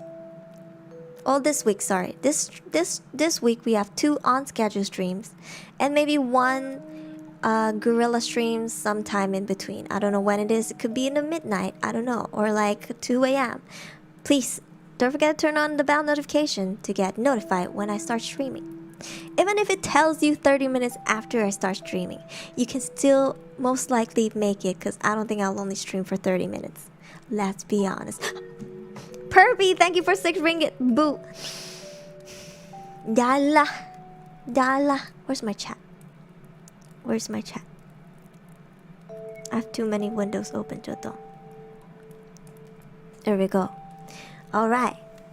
So, on the 4th, I'm excited to play Ghost of Tsushima. Yes. I'm excited, because I've never played a game like this. And I'll be playing it on a console. Not a controller, but a console. And more information will be released on the day of the stream. So drop by. Dala. Perpy Dala. Perpy, out of all the people, I didn't know you could do this to me. Oh, my heart. Ghost of Sashimi. Oh gosh. Will you feel nauseous? I don't know. Isn't it 3rd person? Is it 1st person? Is it 3rd person? I don't know. Your girl's gonna get a console. Yeah. And I'll talk more about it on the day off. So stay tuned. Juicy! I've never played this before. I'm kind of excited. It's not usually my kind of game to play, so it might be a breath of fresh air. Yeah, I'm excited. Because there are a few games that I've played that I never actually would play until recently. And now I'm addicted. Now I want more. So maybe Ghost of Tsushima might be one of them. Thank you, MIF, for dropping by. Sleep well. Oh, too. Thank you, Shazri, for dropping by as well. Good night. Hope I didn't scare you too much. Kurumi, I didn't scare you today. Am I a good girl? Ooh, yes, you're a good girl. Aaliyah, you're a good girl. Even if you scare me, you're a good girl. Okay, I'm just like, Ree! Or boy, you're a good boy. Struggle with ghosts. I don't know what it is. I mean, I've seen a trailer about it. It looks interesting. And the next stream after that, that's on the schedule, is on the 6th of November. Saturday at 9 p.m. An hour later than our usual time. It's a big Among Us collab with 14 other people. Yes. I'm excited. See who's the sassy baka. My last collab with them, I apparently was a scary person, and I didn't know that until that stream. So we'll see if we can big brain through this. I did not kill a single person, I don't think, in that last stream. I got carried for sure. So this time we'll see if I get carried again. Thank you guys for dropping by. Wait, I'll read membership. I'll read membership and know that my schedules will be up probably sometime tomorrow on my social media. All the retweets, likes are very, very much appreciated. Thank you very much. All the comments, I appreciate it. More and more people are becoming top fans on my Facebook, and I like it. Thank you very much. And what else? Let me think. I think that's about it. But I'm gonna read memberships. Also, waiting room for Ghost of Tsushima will be up within the week. Definitely at least a day before. So you guys have time to come and hit the bell notification if you want.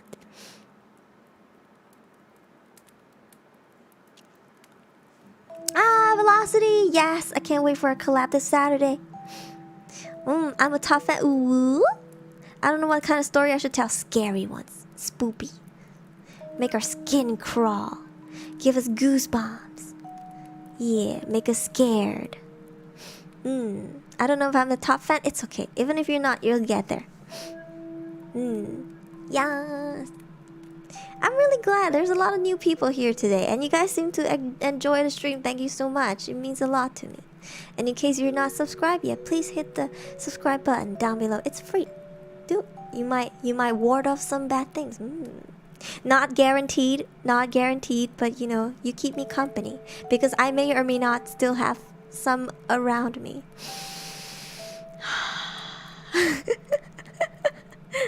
Thank you for keeping me company every stream. Thank you. If I talk to you guys, maybe I block their noises out. Thank you. Or track it. Stop it. Stop. I refuse to believe. No. Also, don't forget to drop a like if you like the stream. And don't forget to comment what was your favorite story or your favorite thing that I've said on stream or your favorite moments. Yeah, down in the comments after the stream. Thank God you led me to this channel. Thank you. I'm glad you like it. Yes, it's a good luck charm. Oh Lord. Are you sure we're real, Kurumi? Why are you doing this? Why are you making me question the universe now? Well, how? Hey, what? Wait, why? Hi.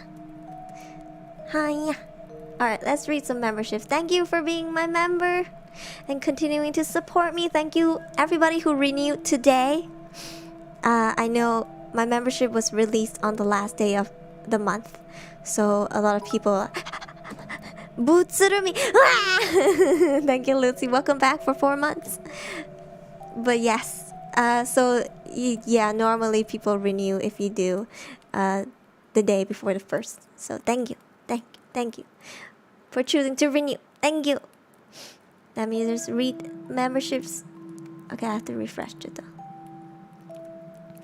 These are my list of jet setters. Thank you for supporting me. I hope to see you guys again next month in November. In 20 minutes, less than 20 minutes. Are you sure it is us? Hi, stop spooking me. We're done with the spooky stuff. Okay, thank you Charlie Brown. Thank you Lucy, thank you Chef Sam, thank you Lord Grax, thank you Ami, thank you Wangi, thank you Blooming Blossom, thank you Maja. Who did that? Lord Grax, welcome back. To you guys, the volume is at 40. To me, the volume is at max. No matter what it is. Just know that whatever you hear, the volume is at max. Okay. Okay.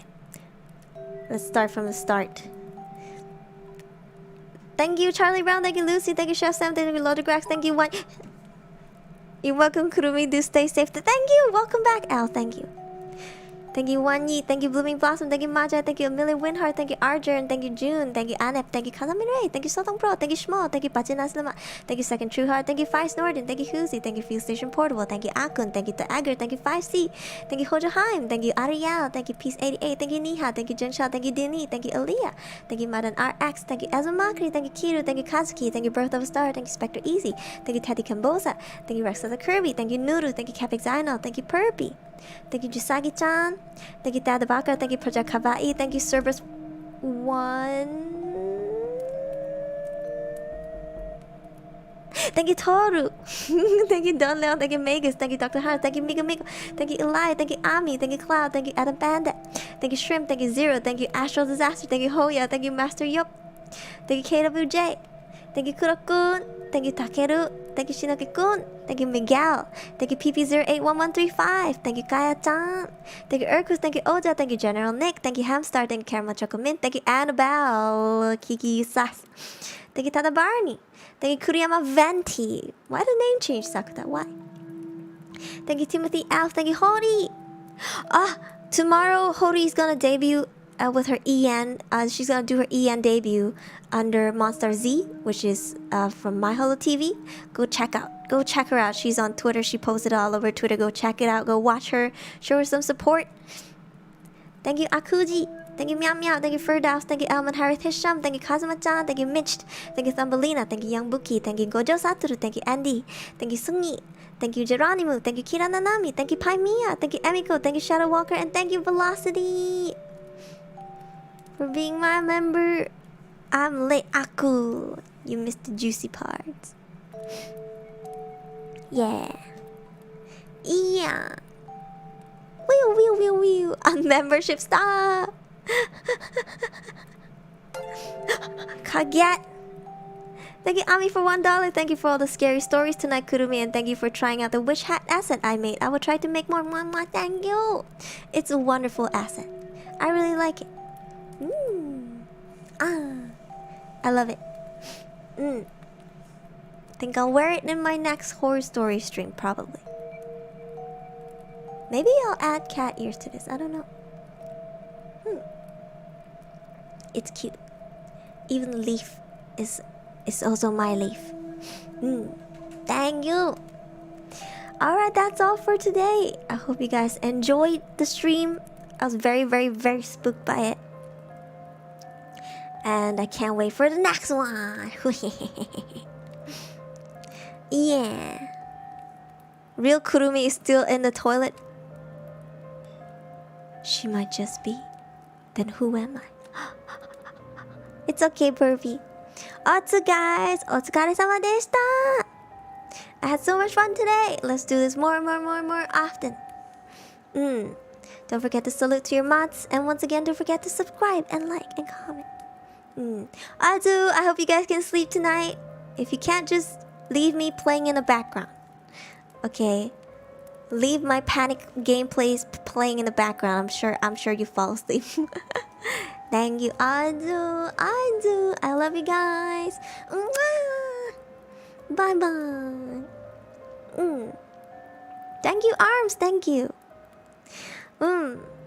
Alright, bye guys. Rest well.